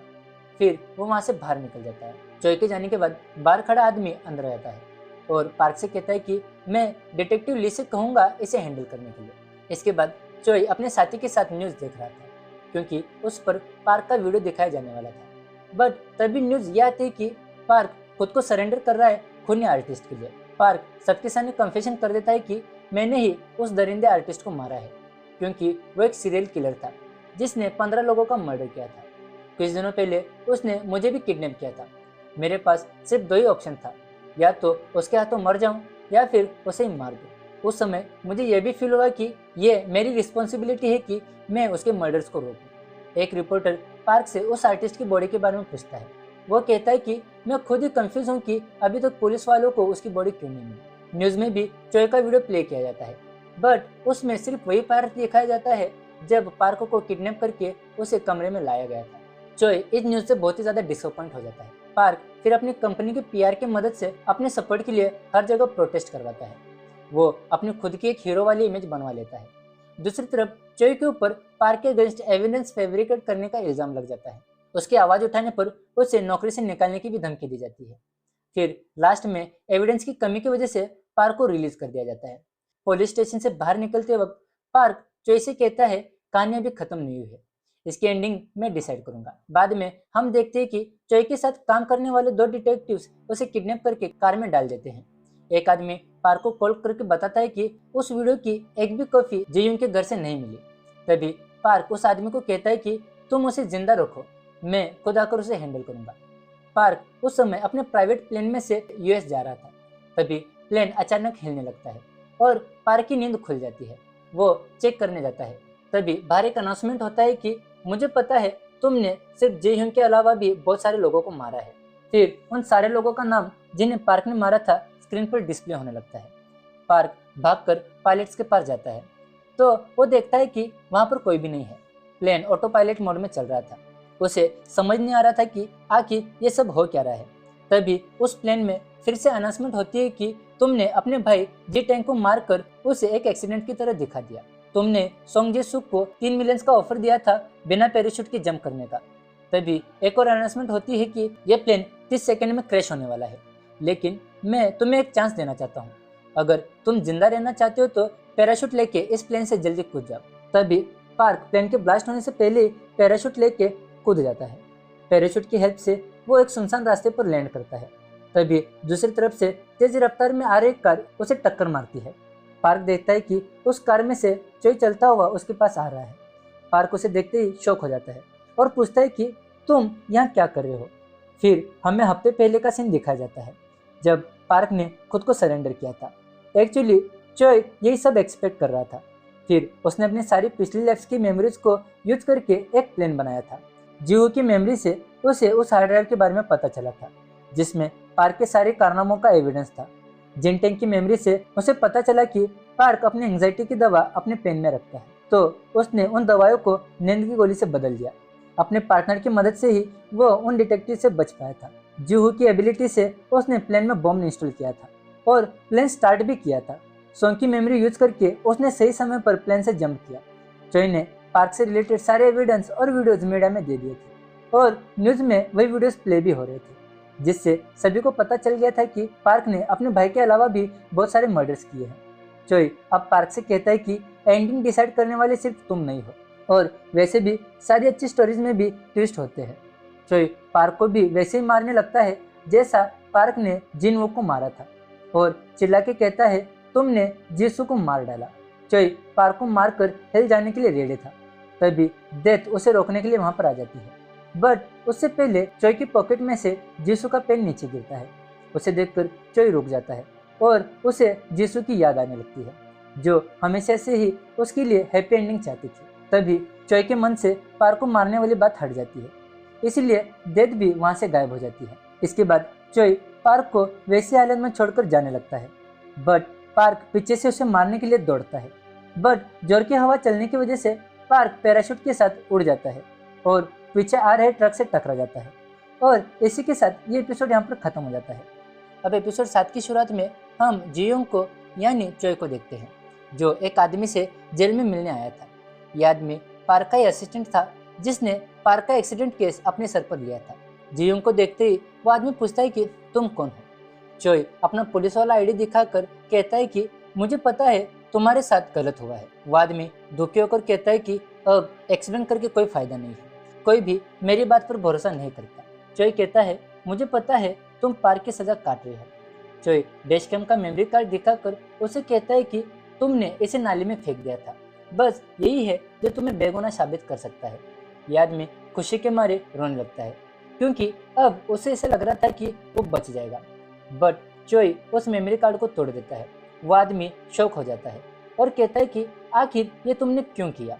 तुम्हें पता भी है ये मेरे लिए कितना इम्पोर्टेंट था, ये मेरी एक नई जिंदगी थी। तुम एक पुलिस वाले होकर ऐसा कैसे कर सकते हो। ये सुनकर चोई कहता है अपनी लाइफ की तुम्हें इतनी चिंता है तो फिर दूसरे की लाइफ का क्या। फिर वो इसी आदमी की कही एक बात कहता है जो उसने ताइसांग से जेल में कही थी।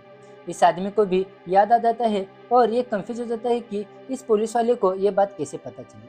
चोई कहता है कि तुम जेल में सड़ते रहो, यहाँ से निकलने के बाद भी तुम्हें अपनी बची हुई लाइफ एक मर्डर के नाम से ही बितानी होगी।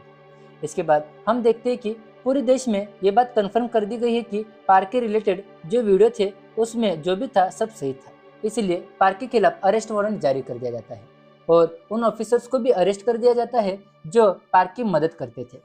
फिर हमें उस हॉस्पिटल के बाहर का सीन दिखाया जाता है जहाँ पर पार्क को एडमिट किया गया था। एक रिपोर्टर बताता है कि एक इमरजेंसी सर्जरी के बाद पार्क अब जिंदा है, लेकिन उसकी हालत बहुत ही ज्यादा क्रिटिकल है। दूसरी तरफ पार्क के पिताजी अपना इस्तीफा देकर ताइकंग कंपनी को प्रोफेशनल्स के हाथों सौंप देते हैं। इसके बाद चोई हॉस्पिटल में पार्क से मिलने आता है। चोई उसकी हालत को देख के कहता है कि भगवान ने तुम्हें मारा नहीं ताकि तुम इस धरती पर रहकर ही नरक देख सको। तभी हम देखते हैं कि पार्क के दोनों पैरों को उस एक्सीडेंट की वजह से काट दिया गया है। चोई उसे कहता है इस हालत में तुम किसी इंसान को छोड़ो एक मक्खी को भी मार नहीं पाओगे। इतना कहकर वो वहां से चला जाता है। यहाँ से चोई सीधा जीसू की मेमोरियल वाली जगह पर जाता है। उसकी फोटो देखकर वो रोते हुए कहता है कि उस रात तुमने ही मुझे रोका था ना। अब चोई का बदला पूरा हो गया था, इसलिए अब वो जीयूंग की लाइफ को ही जीने लगता है और मौत का इंतजार करता है। इस लाइफ की अब उसे आदत हो गई थी। फिर एक बार एक मिशन के दौरान उसे लगा कि उसकी जान जाने वाली है, बट उसके पार्टनर ने उसे बचा लिया था। बट इस एक्सीडेंट में चोई के पार्टनर को बहुत चोट लग गई थी, इसलिए हॉस्पिटल में उसे मिलने के लिए उसकी वाइफ और बेटी भी आई थी। उसकी वाइफ उसे ऐसे हालत में देखकर बहुत ज़्यादा रोने लगती है। तभी चोई उसकी छोटी बच्ची को लेकर बाहर जाता है और उससे प्रॉमिस करता है कि मैं तुम्हारे पिताजी को कुछ होने नहीं दूंगा।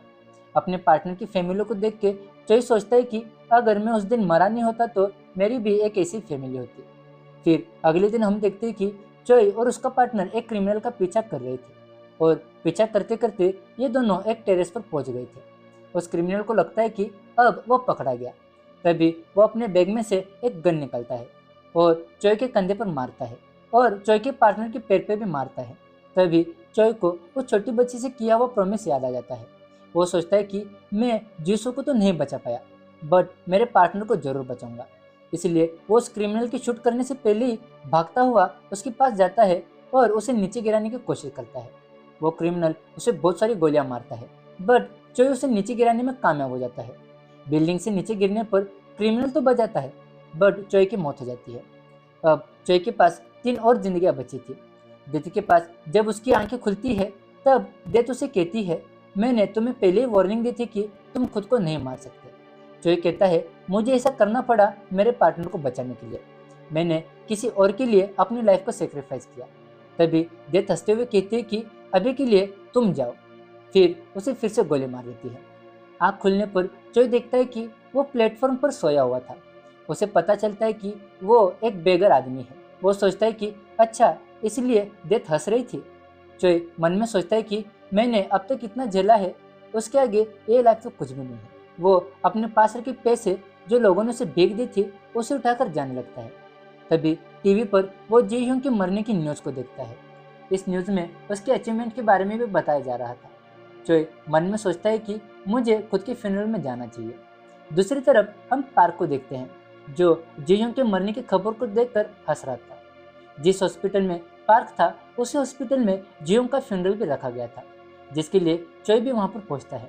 वहां पर वो देखता है कि जियोंग के लिए बहुत सारे फेमस लोगों ने बुके भेजे थे। उन्हें देख के वो खुश होता है। तभी उसकी नज़र अपने पार्टनर की बेटी पर जाती है जो रोते हुए उसकी फोटो को देखकर थैंक यू बोल रही थी, उसके पिताजी को बचाकर अपना प्रॉमिस पूरा करने के लिए।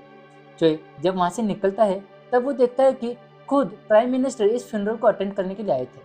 उन्हें देखकर चोई सोचता है कि जियोंग ने जो अच्छे काम किए थे इसीलिए उसके मरने पर भी लोग उसे याद कर रहे हैं, लेकिन इसकी इस नई जिंदगी में इसे कोई पहचानता भी नहीं है।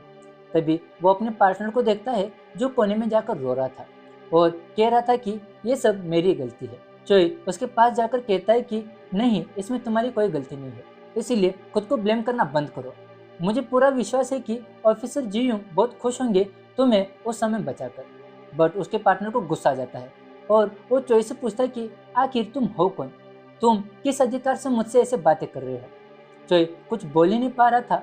वो अपनी सारी लाइफ के बारे में सोचने लगता है। उसे अब खुद नहीं पता था कि उसकी क्या पहचान है। वो रोते हुए कहता है कि मुझे नहीं पता कि मैं अब कौन हूँ। चोई को अब समझ आ रहा था कि बार बार अलग इंसान में पैदा होने का कोई मतलब नहीं है जब वो अपने खुद की पहचान के साथ जिंदगी नहीं बिता सकता। तभी वो देखता है कि एक चमकता हुआ स्टोन उसकी तरफ आ रहा था। वो उसकी तरफ देख के कहता है कि अब बस करो, मुझे ये सब नहीं चाहिए। वो भागने लगता है और इस चक्कर में वो सीढ़ियों से गिरकर मर जाता है। वापिस हेल में पहुंचकर चोई बहुत फ्रस्ट्रेटेड हो जाता है। वो डेथ से कहता है कि क्या उस दिन मैंने सच में मेरे पार्टनर को बचाया था, उसकी किस्मत में उस दिन मरना लिखा भी था क्या। वो उसकी तरफ गन करके कहती है कि अब तुम्हें सब समझ आ जाना चाहिए कि ये सब मैटर नहीं करता। इतना कहकर वो उसे गोली मारती है। नई जिंदगी मिलने पर चोई जानना भी नहीं चाहता था कि उसकी नई जिंदगी कौन सी है। वो तो बस सब कुछ खत्म करना चाहता था। बट वो चमकते हुए स्टोन के आ जाने से उसे पता चलता है कि ये आदमी वही लाइफ जी रहा था जो उसे चाहिए थी। इसके पास नौकरी और फैमिली दोनों ही थे। इसकी जैसी ही ऑर्डिनरी लाइफ चोई को चाहिए थी। बट इस आदमी के लिए सब कुछ अचानक से बदल गया था। उसे नौकरी से निकाल दिया गया था और जो फैमिली उसके लिए सब कुछ थी उन्हें इसकी कोई परवाह नहीं थी। उसकी वाइफ ने उसे डाइवोर्स दे दिया था। उसके पास अब कुछ भी नहीं बचा था। वो तो बस अब मरना चाहता था। इस आदमी की मेमोरीज को पाकर चोई को अपनी लाइफ याद आ जाती है। एक बार फिर चोई के पास चॉइस थी, लेकिन वो फिर से वैसा ही करता है और दौड़ते हुए सड़क के बीच में जाकर खड़ा हो जाता है। दूसरी तरफ से एक कार आ रही थी जो पार्क चला रहा था। पार्क उसे टक्कर मारता है और वो उड़ता हुआ दूर जाकर गिरता है खुद के सामने। ये वही टाइम था जब वो इंटरव्यू के लिए जा रहा था और उसके सामने एक आदमी की डेथ हुई थी। मरते हुए जो खुद की तरफ देखता है, यही वो मोमेंट था जब उसकी लाइफ बर्बाद हुई थी। तब वो पार्क की तरफ देखता है। इसी एक्सीडेंट के बाद से वो मर्डर बन गया था। तभी डेथ भी यहाँ पर आती है। वो डेथ की तरफ देखकर मदद भी मांगता है, पर वो कुछ नहीं करती। चोई के पास अब बस एक ही लाइफ बची थी। उसे देखकर डेथ उसे कहती है कि तुम सच में एक होपलेस आदमी हो। सिर्फ तुम ही नहीं, सारे इंसान ऐसे ही होते हैं। वो उन अपॉर्चुनिटीज को तब भी नहीं पहचान पाते जब वो उन्हें सामने से दी जाती है। चोई खड़ा होकर फिर से वही बात कहता है जो कि उसने कूदते वक्त कही थी। डेथ तो बस एक जरिया है मेरे दर्द को कम करने का। वो डेथ के गन के आगे आकर कहता है, वैसे भी मैं हेल ही जाने वाला हूँ, तो टाइम वेस्ट करना बंद करो। तुम किसी भी बॉडी में मुझे डालोगे, मैं तुरंत अपनी लाइफ को खत्म कर दूंगा। डेथ कहती है, मुझे नहीं लगता कि तुम ऐसा कर पाओगे, और वो फिर से चोई को शूट कर देती है। इस बार आँख खुलने पर चोई देखता है कि वो अपने घर पर है। वो कंफ्यूज होकर मिरर के आगे जाकर खड़ा हो जाता है। इस बार वो अपनी माँ की बॉडी में था और इसी हैरानी के साथ ये एपिसोड यहाँ पर खत्म हो जाता है। अब एपिसोड 8 की शुरुआत में हम चोई को अपनी माँ की बॉडी में देखते हैं और ये देखकर चोई बहुत ही शौक में था। तभी वो चमकता हुआ स्टोन उसके पास आता है। उसे देखकर चोई कहता है कि नहीं, मेरे पास मत आना, बट वो स्टोन उसके अंदर चला जाता है। चोई हमेशा से ही ये सोचता था कि वो अपनी माँ के बारे में सब कुछ जानता है, पर अपनी माँ की यादें आने पर उसे अपनी माँ के बारे में बहुत सारी चीज़ें पता चलती है। उसे पता चलता है कि कैसे बचपन से ही माँ के बड़े बड़े सपने हुआ करते थे। फिर उनकी शादी हुई और वो एक माँ बनी। उन्हें पता था कि उनकी खुशी हमेशा से ही ऐसी ही रहेगी, लेकिन तभी उनके हस्बैंड की डेथ हो जाती है। चोई को तभी पता नहीं था क्योंकि वो बहुत छोटा था, बट सिर्फ उसकी वजह से उसकी माँ ने खुद को संभाला था। उसके बाद से माँ की लाइफ में सिर्फ एक ही गोल था, चोई की देखभाल करना। चोई बीमार पड़ने पर वो भगवान से प्रार्थना करती थी कि चोई की जगह वो बीमार पड़ जाए। चोई को रियलाइज होता है कि मुझसे ज़्यादा मुसीबत तो मेरी माँ ने देखी है, बट फिर भी उन्होंने हार नहीं मानी, बस वो आगे बढ़ती चली गई। चोई सोचता है कि वो बहुत ही लकी है कि उसे इसे माँ मिली, पर अपनी बेवकूफ़ी के आगे उसे कभी ये दिखा नहीं था। जिस रात वो बिल्डिंग से कूदा था, उसकी माँ उसे कॉल कर रही थी। उसकी कॉल ना उठाने पर वो परेशान होकर उसे मिलने जाने वाली थी, बट उससे पहले उसे पुलिस वालों को कॉल आ गया था। फिर उन्हें बॉडी को आइडेंटिफाई करने के लिए बुलाया गया था, जहाँ वो अपनी बेटी की बॉडी को देखकर जोर जोर से रोने लग गई थी। अपनी फ्यूनरल की मेमोरीज में जीसू और माँ को रोता हुआ देख के वो सोचता है कि मैं तो इस दुनिया से चला गया है, बट मैंने इन दोनों की जिंदगियों को भी खराब कर दिया था। उसके सुसाइड की इन्वेस्टिगेशन के लिए उसे पुलिस स्टेशन भी जाना पड़ा था। वहाँ पर के पुलिस वाले ने उनसे पूछा था कि आपको क्या लगता है आपके बेटे ने सुसाइड क्यों किया होगा। तब उसकी माँ ने कहा था कि मैंने उसे मारा, मेरी गलतियों की वजह से ही मेरे बेटे की जान गई। मेरी जगह अगर उसकी कोई और माँ होती तो वो सुसाइड नहीं करता। अब सारी बातें याद आने पर चोई की आंखों से आंसू भी नहीं रुक रहे थे। उसे डेथ की कई सारी बातें याद आ रही थी। उसे समझ आता है कि डेथ ने उसे पनिशमेंट क्यों दी थी। उसे रियलाइज होता है कि 12 दर्दनाक मौत होने के बाद भी उसे सबसे ज़्यादा तकलीफ जीसू की मौत होने पर हुई थी, तब नहीं जब वो जल के मरा था या फिर उसकी बॉडी काटी गई थी। उसे रियलाइज होता है कि उसके मरने के बाद उसकी माँ को कितनी तकलीफ हुई थी। चोई डिसाइड करता है कि अब से वो अपनी माँ की ज़िंदगी को जीना कंटिन्यू करेगा। ये एक पनिशमेंट ही थी जो उसने खुद के लिए डिसाइड की थी। अब उसे अपनी खुदकुशी का बहुत अफसोस हो रहा था। उसे यकीन नहीं हो रहा था कि उसने ऐसा किया। तभी उसे एक ड्रॉवर में बहुत सारे पासबुक्स मिलते हैं। उसे पता चलता है कि उसकी माँ ने उसके नाम पर बहुत सारे सेविंग अकाउंट्स खोल रखे थे। अपने माँ की रूटीन को फॉलो करते हुए वो अपने खुद के फ्यूनरल पर पहुंचता है। उसे समझ आता है कि हर दिन काम के बाद उसकी माँ यहाँ पर आया करती थी। उनकी मेमोरीज में वो देखता है कि उसकी माँ फोटो के सामने रोते हुए कहा करती थी कि मेरे पास अब कोई राइट नहीं है कि मैं खुद को तुम्हारी माँ कहला सकूं, मैं तुम्हें बचा नहीं पाई। वो कहती है कि अगले जन्म में तुम मेरे पास मत आना, एक अमीर फैमिली में जाना ताकि तुम खुशी से अपनी लाइफ जी सको। मैं तो बस दूर से तुम्हें देखा करूंगी, बस बदले में तुम अपनी जिंदगी को लास्ट तक जीना। ये देखकर चोई बहुत जोर से रोने लगता है। वो अपनी माँ को सॉरी बोलना चाहता है। वो कहना चाहता था कि अगले जन्म में भी तुम्हारा बेटा बनकर ही आऊंगा, पर अब उसकी बातें या फीलिंग्स उसकी माँ तक पहुंच नहीं पा सकती थी। चोई की नज़र फिर से अपने शूज पर जाती है। उसे याद आता है कि जब ये शूज उसने अपनी माँ को दिए थे तब उसने उन्हें यह कहा था कि जॉब लगने पर मैं तुम्हें उस जगह पर लेके जाऊंगा जहाँ पर आप पिताजी के साथ जाया करती थी। इसलिए अब वो उस माउंटेन पर जाता है। माउंटेन के टॉप पर पहुंचने पर उसे ऐसा लगता है कि उसकी माँ उसके साथ ही है। इसके बाद इस माउंटेन से नीचे उतरते वक्त उसका पैर फिसल जाता है और वो नीचे गिर जाता है। वो बेहोश हो जाता है और होश आने पर वो देखता है कि वो एक हॉस्पिटल में था। अपने पैरों के फ्रैक्चर को देखकर उसे बहुत दुख होता है। उसे लगता है कि जैसे उसकी माँ को चोट लगी हो। वो सोचता है कि जब मुझे मेरी माँ की बॉडी पर के घाव को देखकर इतना बुरा लग रहा है तो मेरी माँ को कैसा लगा होगा मेरी डेड बॉडी को देखकर। वो रोता हुआ सॉरी बोलता है और कहता है कि मुझसे बहुत बड़ी गलती होगी। अपनी माँ की ख्वाहिशें पूरी करने के लिए चोई डिसाइड करता है कि वो लास्ट तक माँ की जिंदगी जिएगा। 32 सालों तक वो अपनी माँ की बॉडी में जीता है। इतने साल तो वो खुद की लाइफ भी नहीं जी पाया था। चोई सोचता है कि वो डरपोक था। उसे हमेशा से ही यही डर लगा रहता था कि वो अपनी पहचान नहीं बना पाएगा, वो अपने दोस्तों से पीछे रह जाएगा, उसे रिजेक्शन मिलेगा। इन सब डर की वजह से उसने अपनी जान ली थी। मरने के बाद ही उसे रियलाइज हुआ था कि जिंदा रहना भी खुद में एक अपॉर्चुनिटी है।